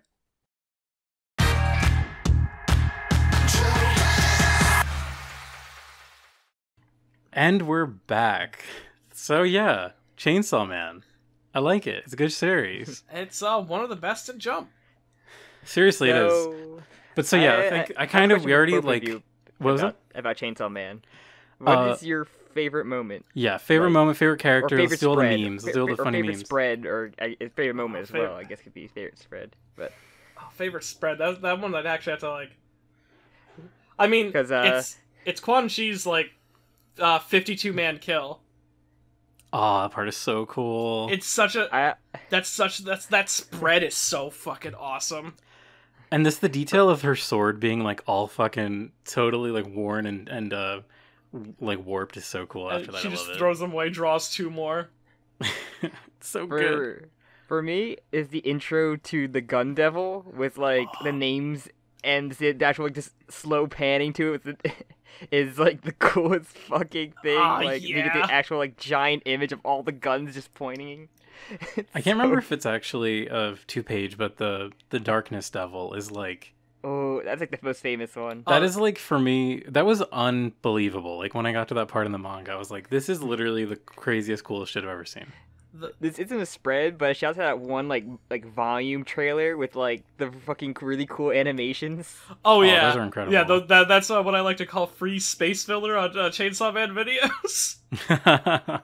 It's so cool. I remember when because the one they put out is like a manga. I think it was like the second to final volume. It was like a commercial for that. Volume 9. And yeah, and it was so cool the way that the scenes were synced up and animated to the music. I watched that thing like as well. 100 times. It's like my favorite thing. When I watched that, I was like, "This is going to be better than the anime when the anime comes out." But little did I know, apparently Mappa's really, really going for it. I mean, that trailer, I don't believe is how the anime is going to look, but I think we got some highlights for sure. But I mean, Jujutsu Kaisen looks good. Like Jujutsu Kaisen looks pretty good consistently. So everything but the CG background sometimes most of the time. There's it's anime. You're gonna get some janky things. It's Mappa like that. CG background, so. But yeah, and I guess that's our favorite like spreads and moments, or you have moments. I guess you want to say it would be that Darkness Devil, I guess, because Darkness Devil is like the coolest shit. Darkness Devil's a really solid moment. The fact that it's been parodied like a million times now. I remember the drip meme when the drip meme was like a big thing. There was like a Darkness Devil drip. I know when the Darkness Devil chapter came out, I made a little edit that was, I throw my hands up in the air sometimes. God. But, and, any other moments like that your favorite other than Darkness Devil? Because Dark Devil's really cheating. I would say Denji eating Makima. I really do like that. It's like amazing. I'm like, this is very fitting ending to this. There's so many of these like wonderful little like scenes that are technically like plot deliveries, but the way that they're delivered is so like incredible. One of them being like when we learn like the power, like the true power of Chainsaw Man, and Makima lists off a bunch of things that she has had deleted from the world, and Fujimoto put fake things on there. He made up things to put on this list. What a fucking genius. Because I was reading, I was like, what is... one thing is called, like, Sizak syndrome or something. I was like, what is this? And so the thing that is, like, incredibly cool about that is, like, these things were so scary or terrifying that, like, our world doesn't even have a comprehension of it. You know what I mean? Like, I love that implication. He really put us in the place of Kishibe there. It was awesome. That's the moment then. That moment is what really, like... I was like, yeah, Chainsaw Man's next level shit. When she was like, when she makes the allegory of the Holocaust, and then he's like, Nazis? What are you talking about? I'm like, oh my god, I'm like, holy fuck. It's just like the concept of that, like maybe like wait, what? It was super confusing, and then like everything started falling into place, and I'm like, oh fuck, this is like the next best thing. And it raises like some really great questions too, because one of the things that she had removed is like the idea of the human weapon hybrids, but they still exist. Like they're not completely gone from the world. Are so you it's sure like... that it was human weapon hybrids and not that it was the specific weapons that were the four weapons of the apocalypse? Maybe I misremembered, but I remember like having a conversation with a friend about that where I was like, I don't know what she's referring to there, because she's talking about like you may not remember their names, but even though you've like consumed them, they still exist, and then the four horsemen of the apocalypse appear, and they're all unidentified suit people. Yeah, maybe if it was that, but still, like seriously, the concept of that is just so incredibly cool. Yeah, it's just good. I love this freaking manga, and that's all I can really say. I'm excited for the anime. I was worried for the longest time. I've been a bit of an anime hater when it comes to adaptations of things I love. I'm always like, oh, I'll skip out on that, Chief, but I'll wait for my favorite arc to be animated. I can't wait to see Kobeni play DDR, and I can laugh at her. Oh my god, the burger scene too. That's one of the most iconic scenes. It's funny. She fucks the burger up like 4 times, and the one guy's like, "Are you doing it on purpose? Like, how could you possibly keep messing this up?" It's funny how so many people like from that first trailer just attached themselves to Kobeni and just made more Kobeni art than like anybody else. Oh man, even now like she gets more than Makima in power. Like Makima got all the cosplayers, and then like And Kobeni got so much art of her. It's hilarious. Kobeni is so, like, amazingly popular. I know, like, 3 people who use Kobeni as, like, their avatar. Like, that's the character that they draw, and I'm like... And everybody had the prediction of, like, what her devil pact is, and everybody probably, like, the misfortune devil or something like that. I just love that we never see it. It's so funny, like... It's just not even... She barely does... Like, there's a few times where she's relevant in combat, but it's, like... It's not super frequent. Yeah, like, she's shown to be competent. Like, she's able to... Yeah, she when she fought Snake people. Devil Girl, whatever her name is. And was able to sneak up on the Snake Girl as well. Mm-hmm. She can be pretty good with a knife. It's just, like, when she's asked to act like herself, she's useless. Oh, I kind of do have something that, like, maybe this might be my biggest gripe with Chainsaw Man. I'm kind of, like, on the fence with it. And I think it'd be a good little discussion. So, I feel like death is handled in, like, a very, like, sort of frivolous way in the series. Like, I remember when I was binge reading it, because I waited for a bit near the end, and I was binge reading it. And spoiler alert, in case you haven't read Chainsaw Man, we're still in spoiler talk. The part when Makima kills Power, when she has, like, the birthday cake, that was, like, legitimately depressing to me. Like, because Power is, like, my favorite character. It felt, like, really so sudden. Down already because of Aki's death. It was already, like, shit. Shit is sad. Like, Denji has had this deep connection with Power, like, basically nursed her back to health because she was so distraught after, like, the Darkness Devil fight that she couldn't fucking do anything. And now Aki is dead, and Power just gets fucking killed. The Aki stuff, like, tore my heart out. There's a lot of things, like, my favorite character was Himeno, and, like, her death fucking stabbed me in the heart, too, because she was, like, my favorite. Yeah, that's, like, early foreshadowing of how brutal the series is going to be with Himeno. Like, I gotta stop getting attached to characters that I like, because Aki and you know, like, it's all just died. I was like, fuck you Fujimoto. And and Beam and all the other, like, the Beam Squadron is the saddest, because, like, when a hybrid dies, quote unquote, like, I know there was already theories among, like, people who were reading, they're like, hybrids aren't dead. There's no way that they actually died. Like, when Quan Chi got her head cut off, and when Reze got stabbed through the chest, there were people like, they're not dead. They'll be back. And then they were right. But when fiends die, that's like, oh no! Even if you come, because it's like a very specific person. Like, a fiend is not the devil, and it's not the original person. It's like a new entity, and yeah, like, because that's when Power died. Well, because Power dies twice technically, and when Power dies, like, the second time, and it's like, shit, Power's gone. Like, this is gonna be next time I see Power, it's gonna be like a totally different character. I'm hoping. That was kind of, I thought that Chainsaw Man's next thing would be, like, Denji going to find Power in hell, but we'll see. It seems like it's going to take a pretty wacky turn for part 2. Yep. And the whole the Darkness Devil, the whole scene, like, you don't even realize, like, half the cast has died in the Darkness Devil arc. Like, that one scene. I didn't even, like, put together right away that, like, 2 of Quan Chi's wives died in the Lung, and I guess we never actually learned her name. People just called her Lung. The dragon one, and crap, the one who is it the one with the hair? Yeah, the one with the magnifying glass hair. Yeah, she can, like, determine what abilities devils have, basically. I think that's her thing. Yeah. Or she can, like, find devils. Yeah, she's all like, let's get them, girls. And, like, 2 pages later, she's in a headlock. It's so sad. And, yeah, it's like, I don't know. Like, when I read that, I'm totally fine. Like, of course an author can do whatever they want with their story. That's their own right. They shouldn't, like, change because I think something should be different. But, like, it's very heartbreaking, legitimately, like, to see characters you like and characters that get a lot of care just offed so unceremoniously. Like, the Power one for me, that was like a real gut punch. I was like, shit, I'm actually sad, and I don't really want to keep reading right now because, like, I'm so sad that my favorite character, who is, like, this, as I said before, like, had, like, a very, like, Fujimoto knew what he was doing. He gave, like, really intense, like, bonding scenes with Denji and Power, to, like, brother sister, and just to make it hurt even more. Well, and the thing with Aki, because, like, you were teased, like, okay, he's going to die because he gave up his life, a bunch of lifespan, and the future devil said, oh, you die in a horrible way. Oh, God, like, every time. And I'm just like, And everything every thought I had was going to be was not how it ended up, and like how like heartbreaking it was. Like Aki, every fucking arc, it's like, how much of your lifespan did you give up this arc? What the fuck? It's like he started with 3 years. Stop touching Angel.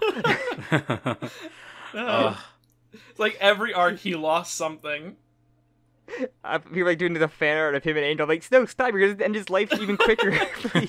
Hey, I did the math. You could hold Angel for roughly 13 minutes and lose your average male lifespan.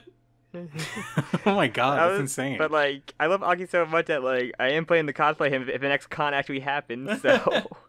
Like, which version? You gonna get like a little head? No, I'm not gonna put prosthetics on my head. But like, it's easy to do. So. But yeah, and actually, the reason that Fujimoto is so like haphazard with death and like how he's willing to kill off just about any character besides Kobeni is he actually talked about this at some point. I can't find the actual article right off the top of my head, but like it was something shared by what's his name? Kumi? D-Kumi? He does a lot of Chainsaw Man like news. If I ever have a question about Chainsaw Man, I usually ask him first. He shared an interview with Fujimoto where Fujimoto talks about how like he doesn't really get attached to his characters. He creates interesting characters and like he tries to make them like the things because he has a big book of designs and character concepts from things that he watches and likes, and he basically goes and takes like little pieces of that and puts it together and make a character. But he doesn't get attached to them so that he can like kill them off and make death like this present thing. So he doesn't worry about like when Denji gets his tongue cut off. He wasn't worried about, oh no, how is Denji gonna grow that back? Or when Kishibe's training them, he just like kills them in training. I love that. Or he doesn't worry about when Aki lost his arm. He's not like, oh no, now I gotta figure out a way to give Aki his arm back. He's like, no, Aki just doesn't have an arm anymore. Or he gets a gun for another. Oh, I mean, no. Not that one.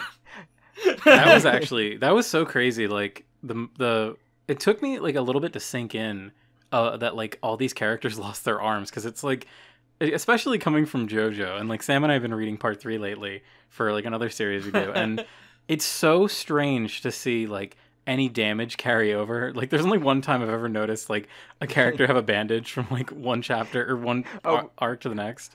We can't have Cat Queen have the words baby Santa on his arm for the rest of the part, so we gotta luckily fix it. Exactly, yeah, but it's so surreal because like when that happens, it's like this big 2-page spread, this epic moment, but then it's like this is like lasting consequences for like all of these characters. It's why he had to introduce like healing stand in 4 or 5, and even like FF and 6 had like minor healing. Yeah, I think that was part of the inspiration for Crazy Diamond. And like there's always that like weird element where Araki was like never really too committal with injuries, because he like, if you go and read the Geb fight, fucking that was down the fucking irises. Yeah, bullshit. Cat yes. Can fucking see after that. I saw the into his eyeball. Even like Rio Forgy, he like it looks like he just completely incinerates, but like there's no burns on him, even though he pretty much like the fire was like on him. Like it's funny. So the only one, so I mentioned it a second ago, but like the only injury that I've seen carry over is during the Enya fight, there's a part where like she attacks Polnareff and like he has a big hole in the middle of his tongue. And in the next 2 arcs, like the next 2 fights, Polnareff actually has a bandage on his tongue every time he opens his mouth. And I'm like, wow, why is this the one, Araki? Why was this the one that it's the funny, you decided to be consistent with? It's the funny gag one. Also, Abzel's going to recover from that bullet hole. Oh, he's fine. He's fine. He's fine for now. Yeah, no, that was Abdul. That was smaller Abdul. Smaller Abdul. But I mean, he will keep it going because when we get the pet shop gym, Iggy loses a leg in that one. He actually doesn't get the leg back. Oh yeah, but he didn't have Iggy around for much longer after that. Oh yeah, he had to get past the gamer stand, But yeah, so. Yeah, Chainsaw Man. It's funny how quick JoJo is his wounds. even part 8 has been like that, where like they cut it, like no matter how fucked someone gets, he just ends up healing himself or like being. Rai he cut his hand off, and that stayed gone, even though in some panels it looks like it did.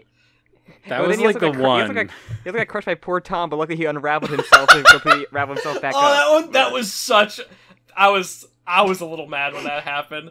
I did laugh at just like the eyes just like looking at him. It was a funny gag, honestly. It would look like, I didn't think of it then, but it looks like one of those anti-smoking commercials where they'll have like someone like looking like flattened or like like smoking did this to him. Don't be like them. Yeah, Julian was like a little bit of a ride where it was like I'm super into this. This is the greatest part of JoJo. Then mirror fucking crash. I think like one of the few times where a main character has gone to the hospital, like straight up, like shown like Gappy goes to the hospital, or like you count the Speedwagon Foundation as like them going to the hospital. I mean, like one of the most like inexcusable times was in the Born This Way fight, like really early part 8. Gappy's like running around with his like GPS trying to find like whatever, and he gets attacked by the stand, and his like the back of his neck gets impaled right in the back with, like, of his a head. giant like. Yeah, the back of his head. It's like into his brain, like a giant rusty, like pole, pointy pole, and you see the light go out of his eyes. Yeah, like he literally, but it's fine. He dies for 1 second. Just put some bubbles in there, you'll be fine. Yeah, I took away my concept of dying. Basically, man, like. Or, like, the only other time we see, like, a character go to the hospital, Jojolian is, like, Yasuo going, like, oh, man, I gotta get myself checked out. I got them tummy rumbles. Oh my god, that's so funny, yeah. Though, I will say, that still makes me Yasuo being, like, I gotta go to the hospital, talk about... Was it, like, she was worried about her period? She literally was like, oh, I have period pains. And oh, I'm my like, cramps are you so painful. You left to go check about the hair clip. What the fuck are you doing at the hospital? You're like, detour tummy hurt. She must she must have horrible like PMS if her symptoms are that bad. She has to go to the hospital. I feel so bad for her. Oh, hi, Mitsup. I didn't know you were here. Oh, man. Also, I love that whole fight takes place in the gynecology ward. I just think that's very funny. That JoJo has a whole like fight that takes place in the gynecology ward. The two characters that had to go to the hospital were before maternity stuff. Man, like what a fucking weird chapter. Because I'm like, she leaves like before the poor Tom fight happens, and I thought poor Tom was like a kind of like an okay fight. I was a little. I enjoyed it for the Jobin stuff. Jobin Tsurugi. Oh yeah, the Jobin Tsurugi stuff's great, and I really didn't like that they did the Rai fake out death, because like they had him do like his whole flashback, and he's like, "I'm going," and he's walking out with his bubble, and then he just he had to keep him alive to explain that he had spin and that he knew the head doctor when he was a child because he killed his father. Yeah, basically. But they had all that stuff happen, and then I did enjoy the character that is poor Tom, just being this sex crave like little man that crawls out of a woman's pants. He's very literally good. Crawling out. Oh my god, he's literally a cryptid, like a little goblin. But like that must have been like within the same day that they left after the Urban Gorilla fight, unless I missed a time skip. JoJolian is really weird with time skips sometimes. Like, there's so in like the last arc, the before Toru's at the house, like at the estate, he's with Yasuho, and there is like literally like an hour, or sorry, like a whole day between him being with Yasuho, like supposedly driving to the house, and then like later on Yasuho arrives there separately from him. It's very strange. It's weird when JoJolian decides to jump forward in time. Yeah, I mean, even that time where Gabby just super quickly got back to the house. Listen, go beyond the need of travel. Go beyond makes you go faster. He made himself. I would believe it more if he came out of Yasuho's phone. Oh, that'd be great. Like, I'd be like, sure. I mean, like an Evangelion thing. That would be cool. He's like in like the little bubble he had in Ozone Baby, and that came out of the phone like he that. He jumped out of the phone lens, that Freddie Mercury pose. That would have been cool though. Instead of him just like showing up the garage and saying, "I got this." Don't step aside. I still can't aim this shit. but nails the shot right away. But yeah, JoJolian, it's happening. It's ending very soon. I'm not ready mentally or physically. Yeah, we got like a week or so, around a week. So who knows what's gonna happen? We'll cope in our own ways. Yeah, we'll cope by watching the Chainsaw Man anime. Yeah, Chainsaw Man. Chainsaw Man might come out same time as part 6, So And there's gonna Attack be on a- Titan, if everything is yeah, actually coming whatever. And Jujutsu Kaisen movie, I think, coming out in winter. I as mean, well. but we're not Winter is gonna we're be not gonna insane. see that for like fucking 4 years. With how long it took us to get the Demon Slayer movie, we're never gonna see the Jujutsu Kaisen movie. Oh damn! I didn't even think about it actually being released. Dang. Oh. I was hoping to just watch it in December. I mean, there'll probably be Cringe. someone who uploaded it. Yeah, it's always doable. It's I always mean, doable. if you get lucky and Crunchyroll makes like a deal, because Crunchyroll combined with Funimation You know, now, they got that- like you never know what could end up on that there. con- Hey, I'm shocked. The fucking Ava movie is coming out on Friday on the 11th. Wait, no, today's the 11th. The 13th. Like we got the Konosuba movie on Crunchyroll. We can get Jujutsu if we're lucky. Well, I mean, enough. I mean, Like- we'll get it eventually. It'll just be like a year after everyone's already talked about it, and I'm like, Yeah. I just want to see the characters I like animated. it's funny when the Demon Slayer movie came out in theaters, like when movie theaters were starting to like slowly open back up. At my job, there were just people like dressed up as like Demon Slayer characters. Like it was the weirdest thing, just people in public, just like looked like Tanjiro and Oh like man, that movie was so good. I waited so long I didn't even look up thing. I learned that I now need to remake my Rengoku video. Not only did he get a guidance story, which is a little like side story that explains like his time before the main story of the series, yeah, Naruto had a couple of like light novels that were like that, and Kakashi had one in the manga. but fucking that movie just invented one of the fucking Breath of Flame katas. It just added it. That's not in the manga anywhere. It's not even like a super fancy one. It's like a little fucking sideways sword slash. It made up a new move for him. Yeah, that I think Breath of Flame. It's the fourth one, I believe, because that one wasn't used in the manga, and he just kind of does it in the anime. And I'm like, you can't just do that. You just. I mean, they probably went to the manga and just be like, "Yo, we're gonna do this cool thing. That cool with you?" And she'd be like, "Yeah." You do it. And then like Takes a huge puff of smoke. the Sure. Wani no Kami, as I call Gatoge, Gator, the alligator god. All praise be to them. See, you know, Demon Slayer kicked off when it got getting their own arena style beat 'em or arena style fighter. Man, like CyberConnect 2. I was And it's a matter of time before Jujutsu Kaisen gets. Jujutsu Kaisen would work better for. I am so. This is a little bit of a rant. When that game got announced, I was actually kind of mad because Demon Slayer is an entire series about these people who need to work together. It's in the rulebook of the Demon Slayer core that you're not supposed to fight unless you're training. And then you remember the one thing we watched, the whole taboo of like fighting other users. Yeah, it's like blade katana users. the whole point is like demons are fucked up, guys. We don't have time to fight each other. We gotta go fuck up the demons. The demons, my guy. And World War I just happened. And the only reason they fight each other is because of mind control, and mind control just gives you a reason to fight each other. And the idea of that game being pitched originally as an arena fighter just makes me like it. And it. It's not gonna get the budget that the Naruto games got, where it's just like it looks pretty. It looks absolutely gorgeous. I can't take away its visuals. And I looked at the gameplay. They do have a story mode. It actually seems like it's gonna be like a Ninja Storm style like game where you actually run around and like play out the anime content, I assume. And animates the fights better than the manga or the show. They have a bunch of extra characters. A lot of them are roster filler. A lot of them are really bad roster filler. Trust me, I know what they did with the Naruto games and like having some of the biggest pools of characters. I love it. They gave my boy Murata. That dude's been through a lot. You may remember him. He's the guy with the nice hair that Shinobu saves from the spider egg. Okay, okay, yeah, I do remember that. Yeah, there's actually like a little in one of the volume releases. Gatoge makes mention that like one of his standout things that he really takes care of his hair because his mom told him it looked nice. And so, because it's funny. I remember characters more by their appearance, like than names. I'm horrible with names. Oh, same. Okay, there's Butterfly Girl and then there's Booby Girl. Same. I'm awful with names. That's why I was pissed about JoJo. It's just like, oh god, these names are all Japanese again. I can't just cheat these names with being American or like food. Yeah.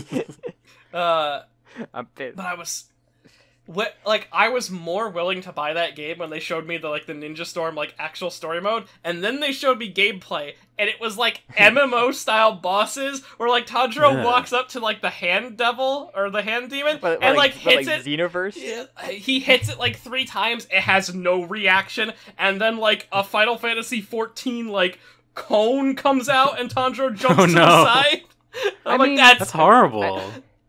I mean, some of the boss fights, some of the big climatic boss fights in the Ultimate Ninja games were kind of Ninja Storm games were like that, but they were just more so dodge this shit now and then go in. Yeah, it was forever ago. It's a game that will never happen. But when people were passing around ideas, I think I got asked on Curious Cat once, if you were to make a Demon Slayer game, what would it be? I'm I would just take Sekiro, Shadows Die Twice, and I would make it Demon Slayers because that game is perfect for that series. Yeah, that makes a lot of sense. You know what you do instead of having different weapons, you have different characters to be different weapon playthroughs. Oh yeah, you could either have different characters. You don't have to do exactly Sekiro. Okay. I got a good idea. Well, we could be a pitch for a game. Do you ever play those PS2 Lord of the Rings, the Two Towers, and the Return of the King games? I have not actually. They're very fun hack and slash games, but they're kind of slower in feel, but you feel powerful as hell. You mean like Musou? They had RPG, like Musou games? They had RPG progression. It's kind of like a Musou game, but not as many people, and it was it's almost a Musou game. It's got combos and stuff. It's kind of funny actually. Actually, it's kind of like Dragon Guard. The Dragon Guard that actually plays good. Okay, wait a minute. Hold on a second. What did you? Yeah, wait. Yeah, have you, Sam? You have not played Dragon Guard. No, but I've seen gameplay of Dragon Guard. It's not. No, the Lord of the Rings games are way more fun than Dragon Guard. All right.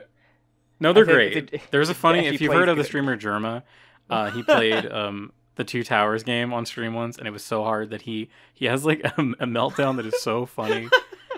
Highly recommend. Use the cheat code. You get everything for Gandalf or Legolas, and you just explode everything with projectiles. That sounds like a lot of fun. Yeah, I could totally see that. That fits Demon Slayer so much better. There should never, unless it's a little arena side mode that's or make its own this is gonna be a very weird comparison. Kind of like how Rainbow Six Siege handles its main gameplay story, where everything is framed as a training session. Yeah, training session in quotes, even though you do see blood fly out. See, and these explosives. Siege be it's a training session, but then you rocket someone in the face.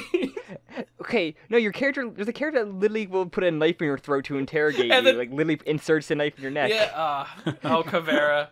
It's been forever since I played Siege. I hate Siege. I played it.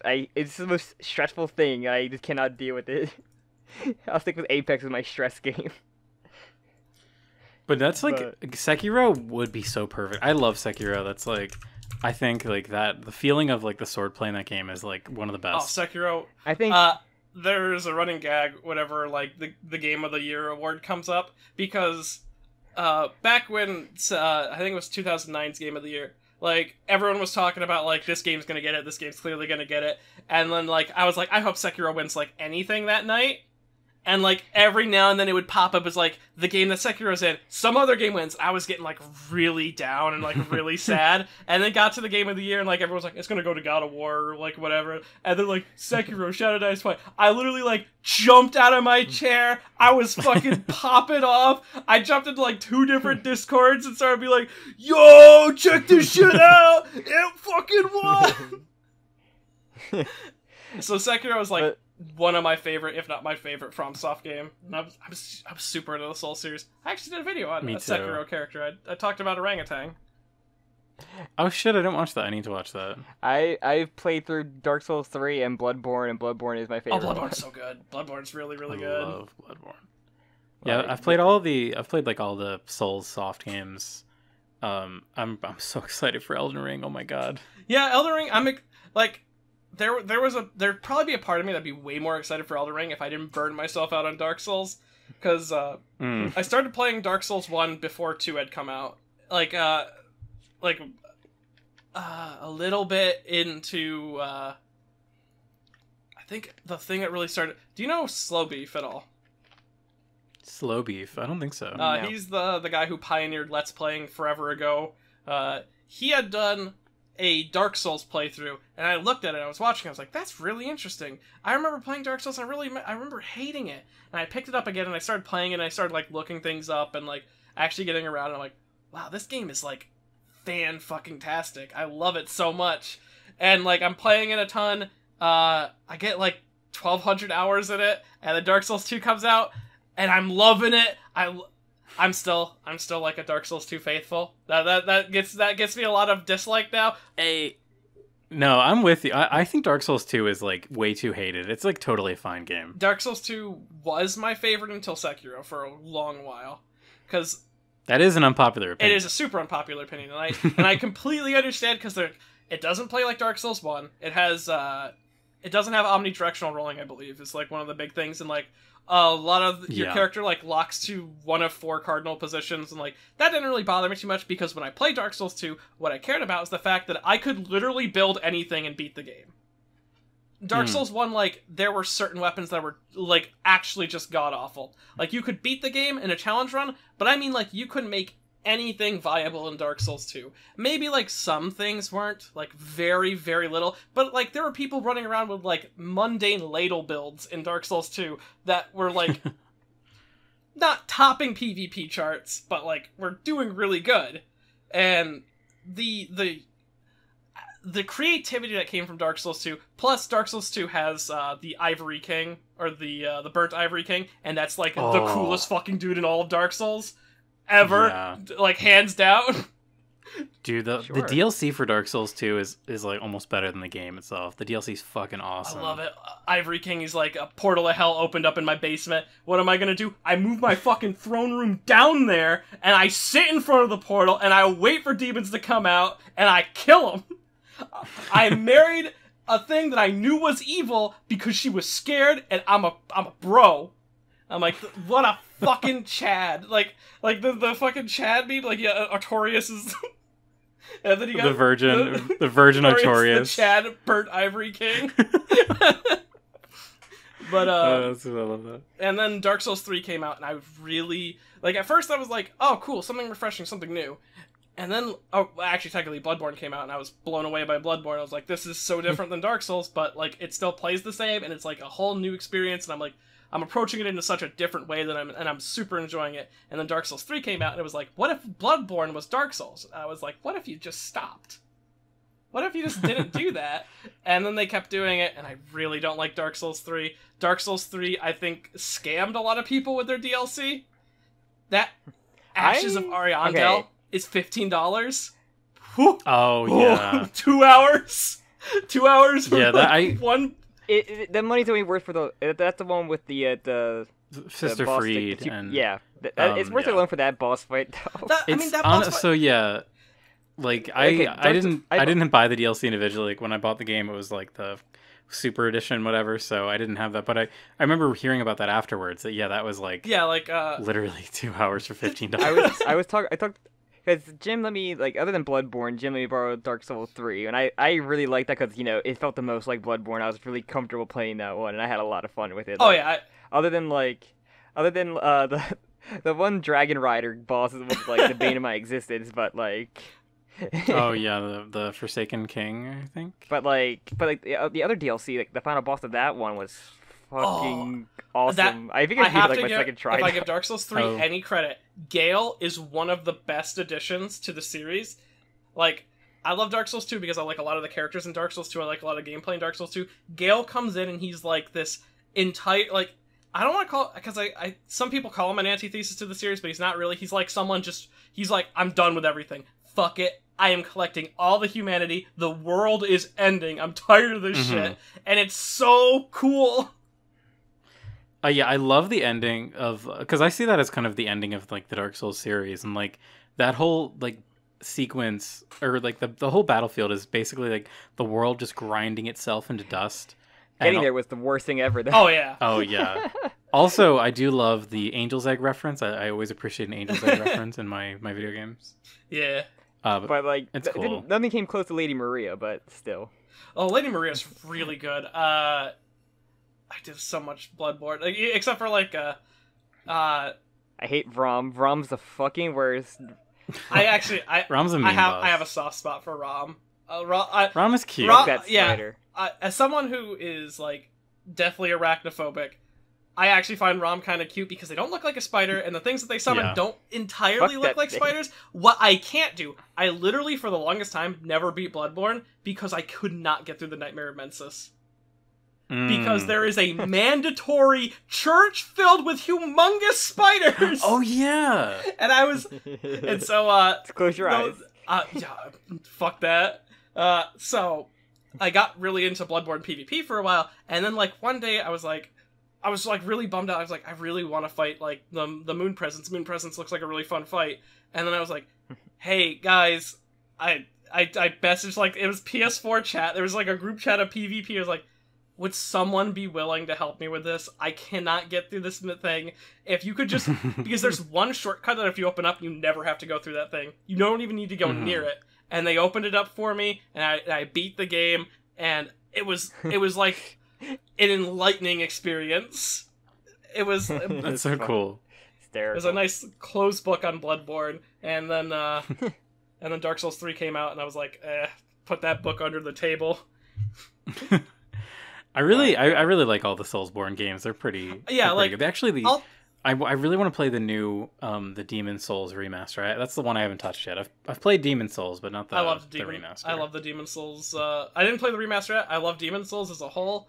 Like, you can tell like the games I like by the hours I put into it. Like, Demon Souls is like 500 hours back in the day. Like, oh my gosh. Dark Souls is like 1200. Dark Souls 2, I think collectively through every version of it, because I bought like every version of it that I could, I think it's like at this point reached like 4,000 hours. Dark Souls 3. Oh my god. Dark Souls 3 is like 300 hours. I dropped that game real quick. Bloodborne's like 500, and then Sekiro, it's technically right now only like 200, but like the game's only been out for so long, and it doesn't have a lot of replayability, but it's still like one of my favorites because, man, I love the gameplay. When like Sekiro clicks and you're like doing the blocks, and like you're actually like on top of the world, you feel like a god. It's one of the most like, I love how, like, as you said with Dark Souls 2 and like the other ones, it's so wide on how you play it. But that's what I love about Sekiro. It's like, literally, they hand you a katana and say, this is it. You learn this. And once you do, like, if you really do learn it, the game feels incredible. Like, I remember the moment that it clicked, because I was fighting, it's like it's one of the early, like noob checks. Like, you need to really know your shit. What's his name? Gohuro Asahina. It's the one where you climb up the tower and you fight the other katana guy. Yeah, I can't remember his name either, but he's your Virgil. I think it begins with a G. Yeah, he's the Virgil. Yeah. That is like the first like real check of like, okay, you need to learn that dodging is not the game. Do not dodge. If you dodge, you're gonna get hit. You need to learn how to parry. You need to learn how to bait out attacks. Oh, and once it clicks, like every time I play that game now, because sometimes like that's a game I'll just go to and like I can just blast through it because I'm so comfortable with the controls. When they make you fight him, because he's the first like boss they make you fight and you're supposed to lose to him, every time I fight him I always beat him even though you're supposed to lose to him, because I've learned that fight so well and I know his moveset. I like so that well, he's also so like a dishonorable like jerk too there, because he like distracts you and that's how he gets your arm if you beat him. Yeah, it's hilarious. You can beat him in the thing where you're supposed to lose, and he still fucking cuts your arm off. It's so funny. I think he was like one of the first bosses I struggled with. The first like actual fight, like I was like kind of getting mad because like I was it wasn't clicking how to like actually approach it. Was the Guardian Ape?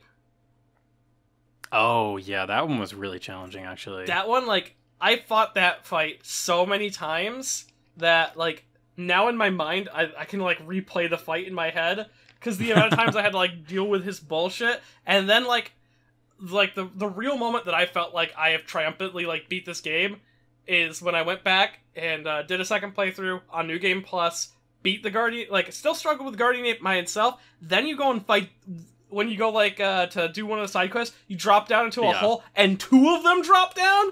It's like, fuck! I know, oh my god, I spent so much time in that little cave where you have to fight the two of them, it's so hard. But the best part about that, is I beat them my first try.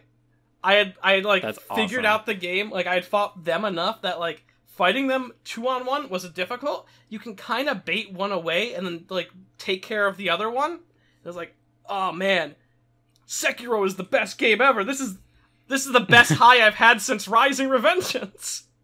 Oh my god! So that's the thing in my brain. Like for me, Rising Revengeance is like one of my favorite games of all time, just because like the feel of it is so good. Like no other game feels like that. I can until chime Sekiro. in on this one. Yeah, sorry. Yeah, Rising. I fucking love Rising Revengeance so much. That's a game that like I've beaten on like the hardest difficulty just because I've played it so much and like I love it so much. I physically own the soundtrack for my car now. Rising Revengeance was because I was a big Metal Gear fan. I've been since I was like a little kid. One of my first gaming experiences was jokingly my brother was playing Metal Gear Solid 1 on PlayStation, and like he got Cyborg Ninja. He had no idea how to fight him because he was fighting him like an idiot. He would shoot him, and I was like, I will give you a fun fact. I didn't know about the sidestep until I got to Armstrong. oh no! I played the entire game. I played the entire game parrying. That's the real ballsy way. That's like the Chad way. I did it. And then I had to for Armstrong because he's literally impossible. Wait, finish this. So yeah, you're fighting. So your brother's fighting Cyber Ninja and failing. And then he was like, he like got frustrated, threw the controller down, and walked out. And then I was like, I'll give it a try. And like I started playing, and I wonder if I could punch him, because I'm like, go with the most basic thing. Walked up, bam, bam, bam. Got him down to half health. My brother came back and he's like, how'd you do that? I'm like, I just punched him. And he's like, he took the controller back and he beat him. And I was like, I kind of want to get that game sometime. and then like from that point, I was like hooked on Metal Gear as like a series. I would look up videos on it. I would be researching it. It's like one of my bread and butter. My Metal Gear videos do like very well. I'm very happy about that. Now like, that's that cool. gets me so excited when I release one and like it does like as good or even better than JoJo videos sometimes. Mm-hmm. Yeah. What's it called? Speaking of like kind of like boss rush games, like I think like No More Heroes has some bosses that are really good, some are really bad, but like the final boss of like the secret boss, I guess, of the first game is so fucking fun. When I played through that, I was so into it. No More Heroes as well. I've played the first two. I haven't got Travis Strikes Again. You should. I might have to play it. I mean, if you plan on playing 3, absolutely you have to play Travis Strikes Again. But like, I really like, because the thing that I really love about the first game is things I like about the second game, and like something I don't like about both of them. Like, but like the bosses in the first game I love so much compared to the second game. I'm like, actually like on the a little bit on the weird part. I love No More Heroes. Some bosses were some bosses were useless in the second game. I mean, yeah. I love No More Heroes. No More Heroes is probably up there as one of my favorite gaming franchises. No More Heroes 2 is my favorite of the series, and I know that's like the stray dog. That's like the least pseudo of them. But like, there's something about like the gameplay in 2 that really clicked with me. That like, I was playing that game so often. Like, I really liked having the dual sabers in that game. That was like the funnest. And I think that's what it was. I think it's the variety that 2 provided, because you had... even the first game, I used like the great sword version, like the katana saber, and it was like the best. Oh yeah, because that was like, in 1 it was like a linear progression where you went from like your base sword, and then you got a faster sword, and then you got like an even fast. I think it was like even faster and did a little bit more damage, and then you got like the super version, which was like the big, like, bulky one, and then if you got all the parts, you got the secret one, the katana, that was based off of I think it's like Thunder Ryu is Travis's master, and like that was the best sword in the game because it was faster, it had low energy but like high damage, and like it could mulch through bosses, and you needed to get the secret ending of the game. Where in No More Heroes 2, it was like you got your base sword, then you got the final sword from 1, and then you got the Poyon, I think is what it's called. And that was the sword that went off your ecstasy gauge, so the higher your ecstasy was, the longer the blade was. It's like it's a penis reference.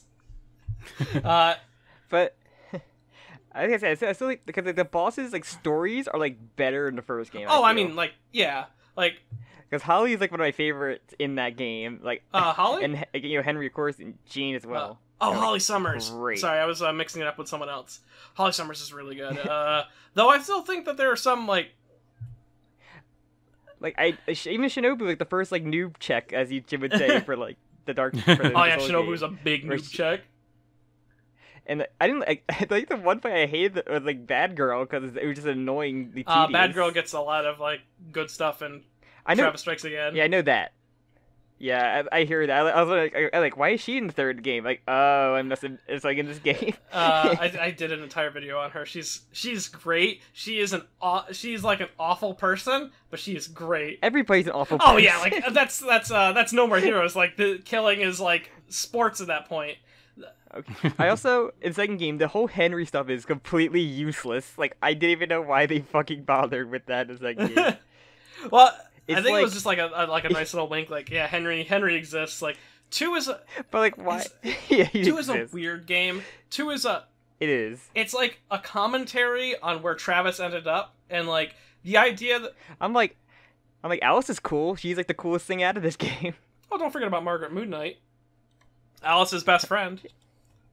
You know this if you data mine the game and look at the pictures that she's burning that you can't make out in the cutscene that she's burning them in.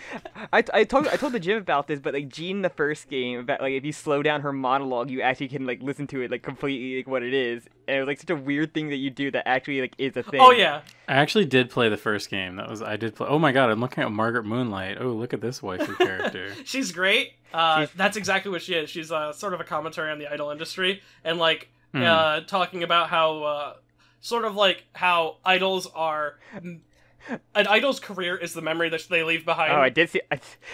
I did find the picture on the wiki. That's interesting.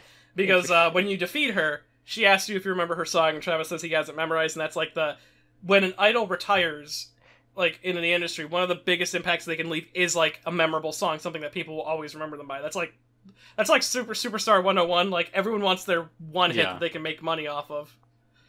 God, her weapon is cool. Margaret Moon, she's so fucking... she's great. And, like, the entire time you're fighting her, she is singing her, like, song. The female, I love that. That's cool. Like, Margaret and Alice are the two best. And, like, even, like, Skelter Helter is more memorable than, like, everybody else. He's, like, the first boss. I'm bad with names. I like the hip-hop guy. I thought he was a fun... Nathan. Yeah, Nathan Copeland. It's a cool design. Yeah, I mean, I think he's a really good introductory boss for that game. I don't like Chloe, I think is her name. You don't like the Brain? The Brain was... It was a fun callback, but that's a No More Heroes 1 character. Destroy Man's like the best callback. Destroy Man's a good callback. I think Millionaire Gunman is awful. That one is genuinely terrible. Millionaire Gunman. I love the name so much. I'd like to play it someday. I feel like he's supposed to be like a Metal Gear spoof character. No, he's Which character is it? Millionaire Gunman. Million Gunman is like sounds like a Metal Gear character. I mean, that does sound like a Metal Gear name. But let me give you his quotes that are listed. Fuck you, get lost, my money. My money. But fuck you, I he's shoot just like money. An old guy. Yeah, you know nothing about money. Do you love money like I do? At least how I interpreted... And then him being sexist. Interpreted that gameplay, or that run through the game is... Because it's the two bosses that Shinobu fights are two guys, I believe... She fights Destroy Man. She fights Destroy Man, who is the man who ranked higher than her, which is a way of showing that she is still superior, or that she has grown stronger as a character, because she literally beats someone who is ranked higher than her. But her beating Millionaire Gunman is... her kind of cutting down Travis's past as well. Because Millionaire Gunman is clearly a reference to, what's his name in 1? Is it the first guy? Not the first... The pitcher? The pitcher? Yeah, the cowboy at the baseball stadium. Yeah. Yeah, I hated that fight. Yeah, he's, Millionaire Gunman's a reference to that fight. Millionaire. He just the name. I guess everybody kind of has like a Metal Gear name. Even Travis. Yeah, Travis Touchdown and Henry Cooldown. And like I Henry Cooldown's very funny. I love that. His names are so bad. The football guy in 2 when he's like, I like that all of his cheerleaders make up to 25 and he's the 25th ranked assassin. So all of his cheerleaders... Oh, yeah, and he just... They just start listing off their number, and it's great, and he's like, yeah! Travis Touchdown! big fan of your name, and he's walking down, he's this big football guy, and he's like this stupid jock, and then that they all come together and make a mech. It was a really fun fight. We have him, then we get Speedbuster, who's just some old lady with a giant gun that you have to avoid. Oh, Speedbusters, that was one. I know. I'm just talking about one. Just like. Oh yeah, Speedbusters. You can just compare characters. Yeah. All right, well, that's enough. You want to talk about No More Heroes? No More Heroes is great. I've only played the first one. I can't talk about anything else. Until I get Travis Strikes Again, then we can talk about it. I would like to. I'd like to probably replay. Oh, if I could skip the fucking minigame sequences, I would replay the first one. Ah, come on! You don't want to be a part-time job. You don't want to become.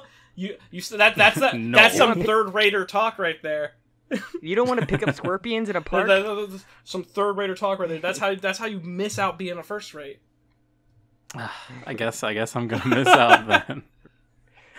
But okay, so I think so we're kind of, this has gone a little bit longer than I expected, but I would like to wrap up with maybe one last little focused discussion. Okay, sorry. No, this has been a lot of fun, honestly. But we talked about Chainsaw Man earlier, but the big new release from Fujimoto has been Look Back. Look Back, yes. I'd like to briefly talk about Look Back, this manga that came out. Stealth release, it just kind of appeared one day, for free. There was news that he was doing a one-shot, but then the drop just kind of came. Well, it was news about Fujimoto's making a one-shot. That was almost right after, a month or two after Chainsaw Man ended. And then it was nothing. And then a week before, it's yeah, it's coming back. It's showing up in. It was the ass end of July, right? It's going on. It's the middle of July. Jump Plus, that thing we're trying to push. Yeah, Jump Plus. Buy your subscription, please. It's literally $2. You have all this manga. And it's actually free. That was viewable for free on the app. You didn't even need to have a subscription to read Look Back. And it was, 130 pages? 145 it was basically a volume. Chapter, or 145 pages. Oh, chapters, oh god. It was basically he just dropped a whole volume on us. And so I guess I would say, read Look Back. If you have not read Look Back, read it. We're going to spoil it, I guess, in the next few minutes. But we'll have your heart broken. It was, I thought it was really good. I think it's, incredibly cool. It shows how valuable Fujimoto is as, a creator, how deeply emotional his stories are. And also, I really just appreciate how it wasn't just, another shonen thing. It was this very, auto-bio story, basically. Yeah, really cool. It felt like it was a quick slice of life, and then it got dark. Yeah, of just as someone who was a friendship story, read a lot of Fujimoto's earlier one shots, I was kind of excited because when Fujimoto makes a one shot, it's usually him testing out ideas or using material to create the main series. There's a lot that he worked on before Fire Punch and then after Fire Punch that was very similar to Fire Punch as a concept. There's also leading into Chainsaw Man, there was a lot of designs that he just kept reusing, and they became major characters in Chainsaw Man itself. And so, when Look Back came out, I was oh, this will be a nice little, kind of what to expect from Chainsaw Man. And then, reading it, I'm no, this is really personal. And I kept, going through, I'm this is, having the context, when they talk about how they've been working in manga, they've been producing one-shots, and they're 17, this is their first production, and, Fujimoto didn't pick up, he hasn't had a job, he's literally made all of his money by producing one-shots and selling them to Jump. Insane. And then, even, the whole, the comparison to, they had the Kyo Annie kind of, the tragedy there, he uses that as well. Which apparently got censored in, a re-release or a edit to it. Huh. Really? Yeah, due to did it not show the guy? No, they show the guy. I wonder if it's actually been updated on the actual thing. Oh wow, I didn't know it got censored. Because okay, I mean I understand. Currently but... on the Viz website, it is not censored, but in the Japanese text they changed it because I think it was a mental health organization in Japan reached out and they said that this was really discrediting to people with poor mental health because God, I hope they didn't do the 4Kids thing where they said, "Oh no, she's alive but in a coma in a hospital." Oh in a no, vegetable or something like they that. still get killed. It's still like a person walked in Okay. and murdered them. But instead, it's they changed the dialogue from like it was my idea first. You plagiarized my art. Blah blah blah. Like in reference to the Koyeni arsonist. Instead, it was like, "Look at you, you idiot! You're making art." And it's like a weird, like, just this guy was mad That's at art. weird. It couldn't just be like just a guy speaking like just gibberish like or nonsense like a crazy Well, person. I mean, Well, it that was would- explicitly that would also be bad. Yeah, it was explicitly to try to make the person look less crazy, but it just ended up backfiring in a way. It just they don't know that murder ends up being like crazy on to a person, so it doesn't really matter Yeah, what they say. That's unfortunate, but like, especially because it does remove the context. Because that, like, yeah, as you said, it's basically those are the motives of the Keone arsonist, which that was a deeply upsetting. I was not expecting that during the read. Oh yeah, Yeah, that was very shocking. I didn't learn until afterwards that the date, it was I think the second year anniversary of the actual 2 years attack. Oh my yeah. God. That the manga was released on. So that was yeah, kind of like like the last big year. tie to it. And then when I got to obviously that section where the guy says, Like the whole thing about you stole my idea. Play like yes, like oh yeah, and then he heard voices from the paintings that put him on the campus and stuff. I can understand why like sensitivity people could see that, but I think like I don't know. I feel like that's not totally necessary to have censored it in that way. Oh yeah, and like it's also like it takes on a whole different meaning. Like it's clearly a reference to that because that was an attack that like shook the entire industry, be it anime, manga, anything in Japanese media was like that was a legitimately heartbreaking moment because Koyani isn't even like a bad company to work at. It was honestly probably the best animation company to work at. It could not have happened to a like more unfitting studio. Like not to say like the studio deserves it, but like seriously, some of like as you said, like they are so good to their workers. Like the love that the studio, like so many of the creators there, unfortunately many have passed, put into the work. Like watching like a show like K-On! Or like Dragon's Maid, like there's so much love put into like small animations and like it was so heartbreaking. It was legitimately terrible. And it was so sudden too. Like it just happened one day, and that's why it's like so sudden in this series as well.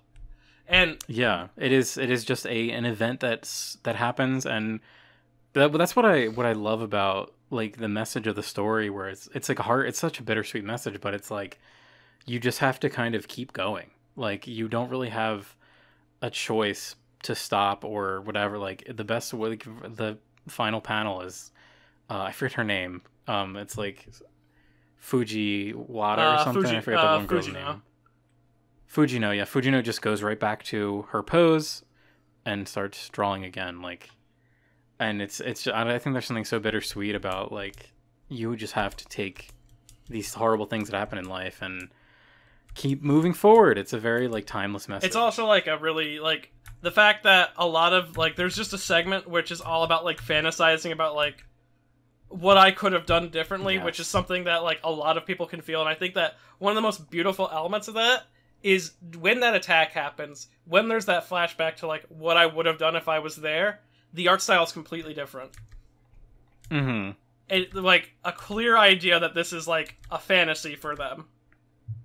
But one of the other sadder elements of this is the other sort of like personal reading that you can take, and also sorry for the clicks, my keyboard is very clicky going through the pages itself. You're fine. Is the school that like gets attacked is the school that Fujimoto graduated from, and the degree that we see the person who gets attacked in is the degree that he graduated with. Like there's sort of like a real tragedy to it, because in a way it feels like Fujimoto made this sort of personal piece that used like references from real life and references to his own personal life to depict like I feel, and this comes off as kind of like when it first came out, I was talking about it. I was like, this sounds really beginner's guide of me. If you guys have heard of that game, where I don't want to try to say that I know how Fujimoto thinks, because that I'm not him. this could be entirely me interpreting it, but it feels kind of like a really kind of somber way of looking at like the person that he was back then isn't the person he is now. He isn't what's her name? The other one that isn't Fujino. I forget. It's been a minute since I read it. I need to look it up really quick. But yeah, so the other artist, the one that was like the shut-in. Yeah. Damn. Kiyomoto? Say that again? Kiyomoto? Yeah. Kiyomoto. Yeah. Which obviously, like, it becomes very clear that you take parts of their names apart and you get Fujimoto. So it's clear that he is both of these characters. He is the successful Fujino, and he was the shut-in Kiyomoto or Ryomoto. Kiyomoto, yeah. Names are bad. Names are hard. No, yeah, it's really trippy too because it's the author's name like split up in a weird way, but. Even like they have the one panel of Shark Kick, you can see like the shark doing like the Denji. Oh pose. Yeah, I also like that. I love Shark Kick is as long as Chainsaw Man went on. It's 11 volumes. Yes. And they kept buying the 11th volume over and over again, and I thought that was like sort of a good way to show like kind of trapped in the moment. Yeah. And I wonder, does Fujimoto do that? Does he buy like every month that he hasn't like released something? Does he buy his own volume to remind him? And I'm like, oh god, I hope not. It's really like it is so vulnerable. It's such a vulnerable piece, and yeah, as you said, like there's so much to read into it about the mangaka himself, and like the one thing I think is very interesting, and we kind of mentioned it earlier, is these two characters that he's depicting parts of himself are both girls, and they're very different. Like they're kind of existing as like foils almost. Like they're both inspired by like different elements of each other, and I found that to be really interesting when I like kind of put the pieces together of, oh, this is supposed to kind of be him splitting himself up. Like I wonder if he's literally meaning like he does sort of have like two kind of modes that he maybe like is able to draw from. You know what I mean? Like not like he's saying like two personalities, but if he's able to like two mindsets. I know like there are certain things like Fujino is like sort of like how he sort of felt, like that's like his more direct outward persona, and like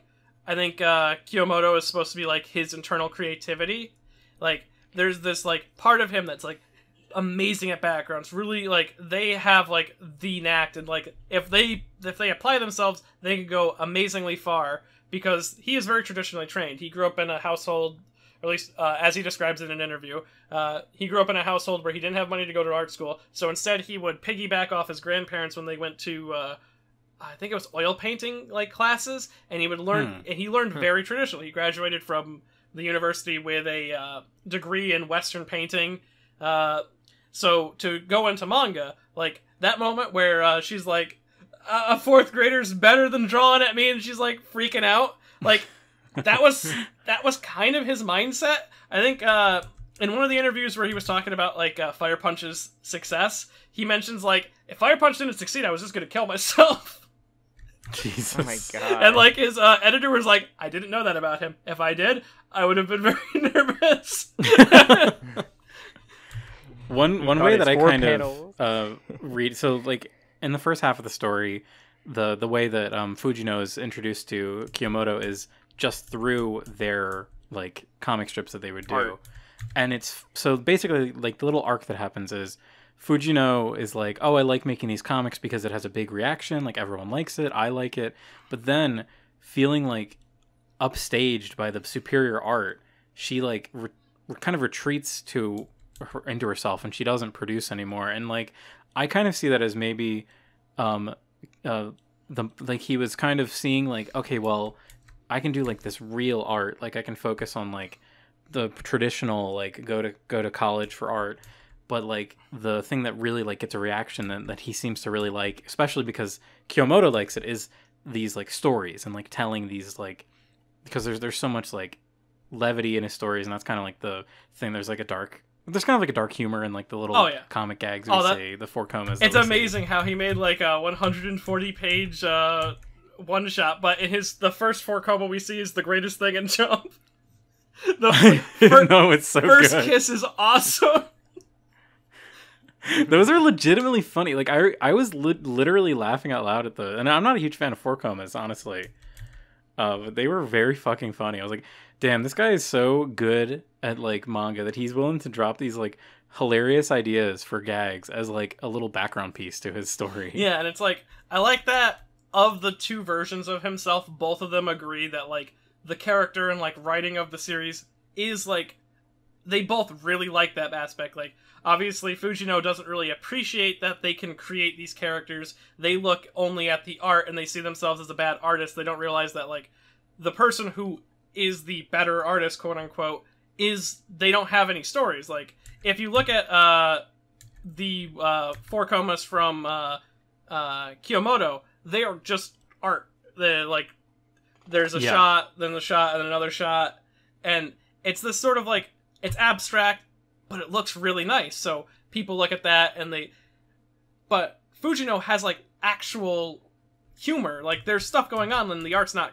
like the best, and there's just this whole arc where she's trying to get better at like art, and then when they actually decide to blend together the traditional and like the writing of aspect of it, when those two start working together, I feel like that was Fujimoto kind of like realizing that I can do both like at once.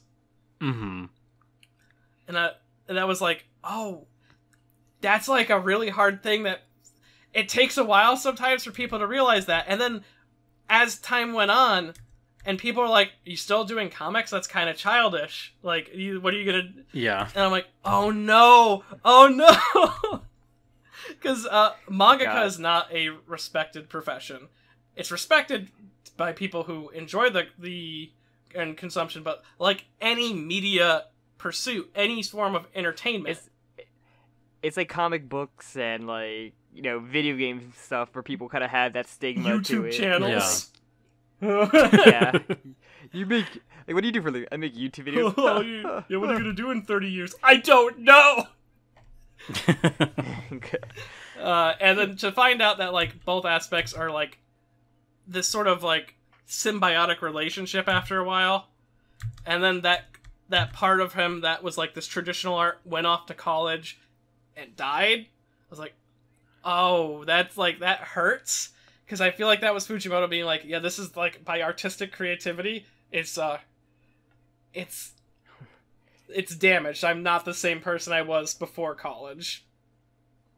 Yeah, it's like so profound. Like, just even talking about this more, I feel like I have a deeper understanding of the story. It really is just like, it feels breezy. Like, when I was reading it, like I blazed through it, like, but actually like really marinating on it. I really want to read it again now, actually. It's just, it's this very, as I said, like vulnerable. I think it's like so, I can't really think of too many like autobio things that I've read. It's not like obviously perfect autobio, but it's it's a very unique autobio. Yeah, the way he like uses real world elements with like fictional characters. It's on Jump Plus. It's the 6th most read thing on the site. Oh, nice! I'm glad. It's so Give cool. it higher than Chainsaw Man itself. That is really funny. Yeah, I did see a lot of people who like actually like gave that a read first. They're like, then I'm gonna go back and read Chainsaw Man, and then I'll read Fire Punch. And I'm like, oh boy. Oh boy. Good luck with that. Yeah, I really wish I had done it in prep for this little podcast, but I wanted to go through all of Fujimoto's stuff. I will eventually, probably before Chainsaw Man anime starts. Oh yeah, assuming that's coming out this winter season. But I can't recommend. It's great. I mean, I love his stuff. I can't recommend that more. Like, as someone like when I first started reading Chainsaw Man, and I was like, who is this person? I want to learn more about them. And I started diving into their old one-shots and, like, reading them, and I'm like, wow, these are, like, really good. And, like, just kept reading them. The only one I haven't fully read is this first one, which is about, like, a space alien that comes down, and, like, there's, there's, like, a little boy with a chicken mask and another space alien with a chicken mask on, and even he looks at it and he's like, I don't even get what's going on here. And it ends with, like, this triumphant standing up against this, like, form of oppression, And I'm like, oh, that's like a really good thing to end on. He's like, this is nonsense. I hate it. I'm like, all right. This is you're really hard to read, Fujimoto. The only one of his one-shots that I've read is I forget the title, but it's like, I got turn into girl sickness, or I woke up with turn into girl sickness. The name itself is something in Japanese that's kind of similar to that. A lot of those, because no one really translated those, like, the titles, they just kind of put this is what the Japanese title is. Just guess. It's onomatopoeia at this point. But so that one basically, like, I mean, I highly recommend reading, because, I mean, one shot is so easy to read. It's like nothing. But it's basically of a guy who wakes up as a girl, like, just completely transformed overnight. And it kind of really, like, I mean, there's been a million stories and, like, comedy movies and, like, TV shows that have done, like, oh, wacky gender swap. But this, like, immediately goes into how, like, so, like, all of the girls in his class, because I think it's like a high school or middle school student, or her, I guess, because they turn to a girl, are immediately, like, do not want to associate with her at all. Like, I'm pretty sure there's, like, almost none of the regular girls, like, even engage with her.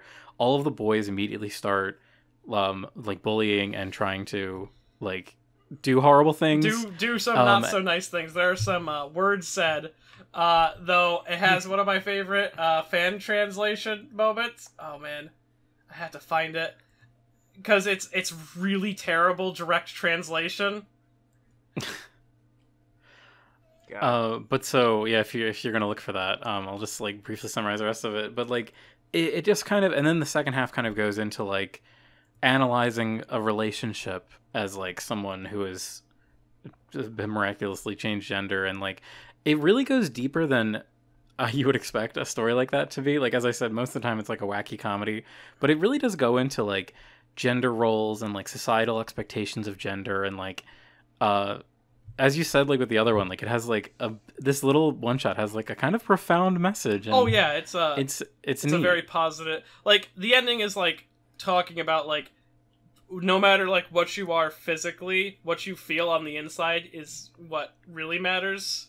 Like, and that's such a nice, like, especially for assumedly people going through that type of experience. I think it's a somewhat of a story about transgenderism. I don't know if that's the term. That could not be the term. But it feels like it certainly, yeah. It feels like that's what it's about. Also, I found the line. It's "I dibs a turn too." Oh my god, that's so bad. The fuck? Yeah, it definitely does feel like it is a trans story, especially, like, with how it is really focused on other characters' perceptions of the main character, and how, like, nothing about the main character has really changed, like, as you said, like, deep down, like, as a person, but now everyone is now looking at them differently, and, like, as I said, it's really short, so it doesn't really have time to flesh these things out, and it's got, like, the classic Fujimoto crassness, and, like, there's some funny, like, sex jokes and humor. Yeah, like, one point they make a comment about what they want to do with the now changed character, and then a guy just walks in and fucking clocks the dude across the face. Yeah. Yeah, it's just it makes me really interested to read the other ones, because how quickly it's like it's kind of like the beautiful thing of a one shot. It's where you have a concept and you dive right into it. You don't waste time. You don't, like, build up anything. Like, you just jump right into it, and then we extract all of the powerful story juices out of it, and then we leave it. So yeah, Fujimoto good. I like Fujimoto. Fujimoto great. There's another one of his one shots that I really recommend if, like, people only want to check out a few of them. It's Shikaiku. The main character is supposedly, or at least based purely on their design, the influence for Makima, and there's, like, a couple scenes that are very similar to Makima, and it's talking about this person who was raised without empathy, but, like, they aren't, like, so they're sociopathic because, like, one of the first things they do is they take out all the eyeballs in the guard to prove that they're a worthy assassin. But they are all, it's like this kind of cutesy approach to someone without empathy. Like, they do things because they are trying to get a reaction out of someone, and, like, they're this, like, they're kind of cutesy girl, and they kind of don't understand their own emotions because they were raised in a household where, because of their lack of understanding and a lack of, like, emotional response, they were abused for that, is a good way to put it. And that, looking at that, and then looking at how Makima is, like, she was found by the government, raised, like, by the government, and she ended up the way she did, where she became, like, this kind of, like... she got out of control. Manipulative, and she saw, like, the bad part of the world. I can totally see where that was, like, the seeds of that come from this. And now we have Denji raising her. Yeah, that won't go bad. That'll be great. That can't go wrong. He only took care of power, and she turned out just fine. Like, if you wanted to see what would happen if, like, Kobeni and Makima fused, definitely read that one shot. Also, another thing, Denji and Kobeni are planning to be Makima's new parents. Oh my god! With their drunken uncle Kishite. I can't imagine a worse childhood raising scenario. They both understand the importance of family. All the good devils that are dead. Like, even like Violet's devil would have been like a pretty good relative. Hey, it's fine. Reze. Beam. Reze arguably is still alive, so she can just come in and be like. The disaster aunt. I mean, like, hey, for the Denji's open up, like, just become the new mom. Their lesbian aunt Quan Chi. Lesbian aunt Quan Chi. Oh man. Just smoking in front of the kids. Not to go off on another front, because we've been going on for a while, but that actually kind of reminds me of something from Rants. Oh my god! So this is gonna be our headcanon for Chainsaw Man 2. It's just gonna be this horrible like raising of a child with a lot of power. I think it's gonna take part from that like 9-part harem, like everyone's trying to kill Denji. Or just gonna be like, is this Dragon Maid where like it's just the equivalent of Kana just being a really powerful being just in like a elementary school environment. I think the most Fujimoto thing that he can do is just write a straight up like high school romance series with his characters that he has left. I would love high school that superhero series. I described it once like, what if it was like a romance Kamen Rider? Oh god. I mean, so basically Devilman. Yeah, Devilman, but without the ending. No, don't eat that sandwich. You will erase sandwiches from the world. Oh no! That's the sandwich devil, Denji. Watch out! That's the milk devil. I would love to meet the sandwich devil. All lactose intolerant people fear milk, so it got out of control. Oh no! He's strong against what's the population of lactose intolerant? Something. There's at least like 10 of them, I think. 10 or 20. He just goes around saying things that's like, man, that guy's really intolerant of everyone's opinions. It's the detention devil. Oh, that actually would be a fear for like middle school. Oh no, that's how you connect it. Jujutsu Kaisen, Chainsaw Man, same universe. No. Okay, so yeah, this is my prediction for Chainsaw Man Part 2. The first devil is going to be the public speaking devil, because that's a good one. That's everyone's first big fear when they're in school. The communication devil, where you have to like try to like talk to new people. You can't fight him. You must talk to him. Oh, it's like that one fight in Yu Yu Hakusho. Oh wait, shit! Which one? I didn't get that far. I didn't get past. You didn't get to the psychics? No. Oh, there's a fight in Yu Yu Hakusho where it's like, this is a room and we have to play a word game, and any form of not playing the word game just immediately like petrifies you. Oh, that's great. It's a very Hunter x Hunter kind of thing. It was definitely like, this was him being like, and this is how Hunter x Hunter will work. I don't know, I like her headcanon of between the school and like trying to raise a child, like a single father in college with his horrible family members that are just he's stuck with now. His uncle keeps coming in there and kills him like as training. Yeah, can you imagine like they're like sorry Nayata, I think is how her name is said, which is what was it? Did she still go by Makima, or did she have a different name? No, she has a different name. Because it's specifically a reference to another one of Fujimoto's one-shots. Of course it is. Because Chainsaw Man is Fujimoto's ultimate work. It's like everything that he's ever worked on combined into one thing. God.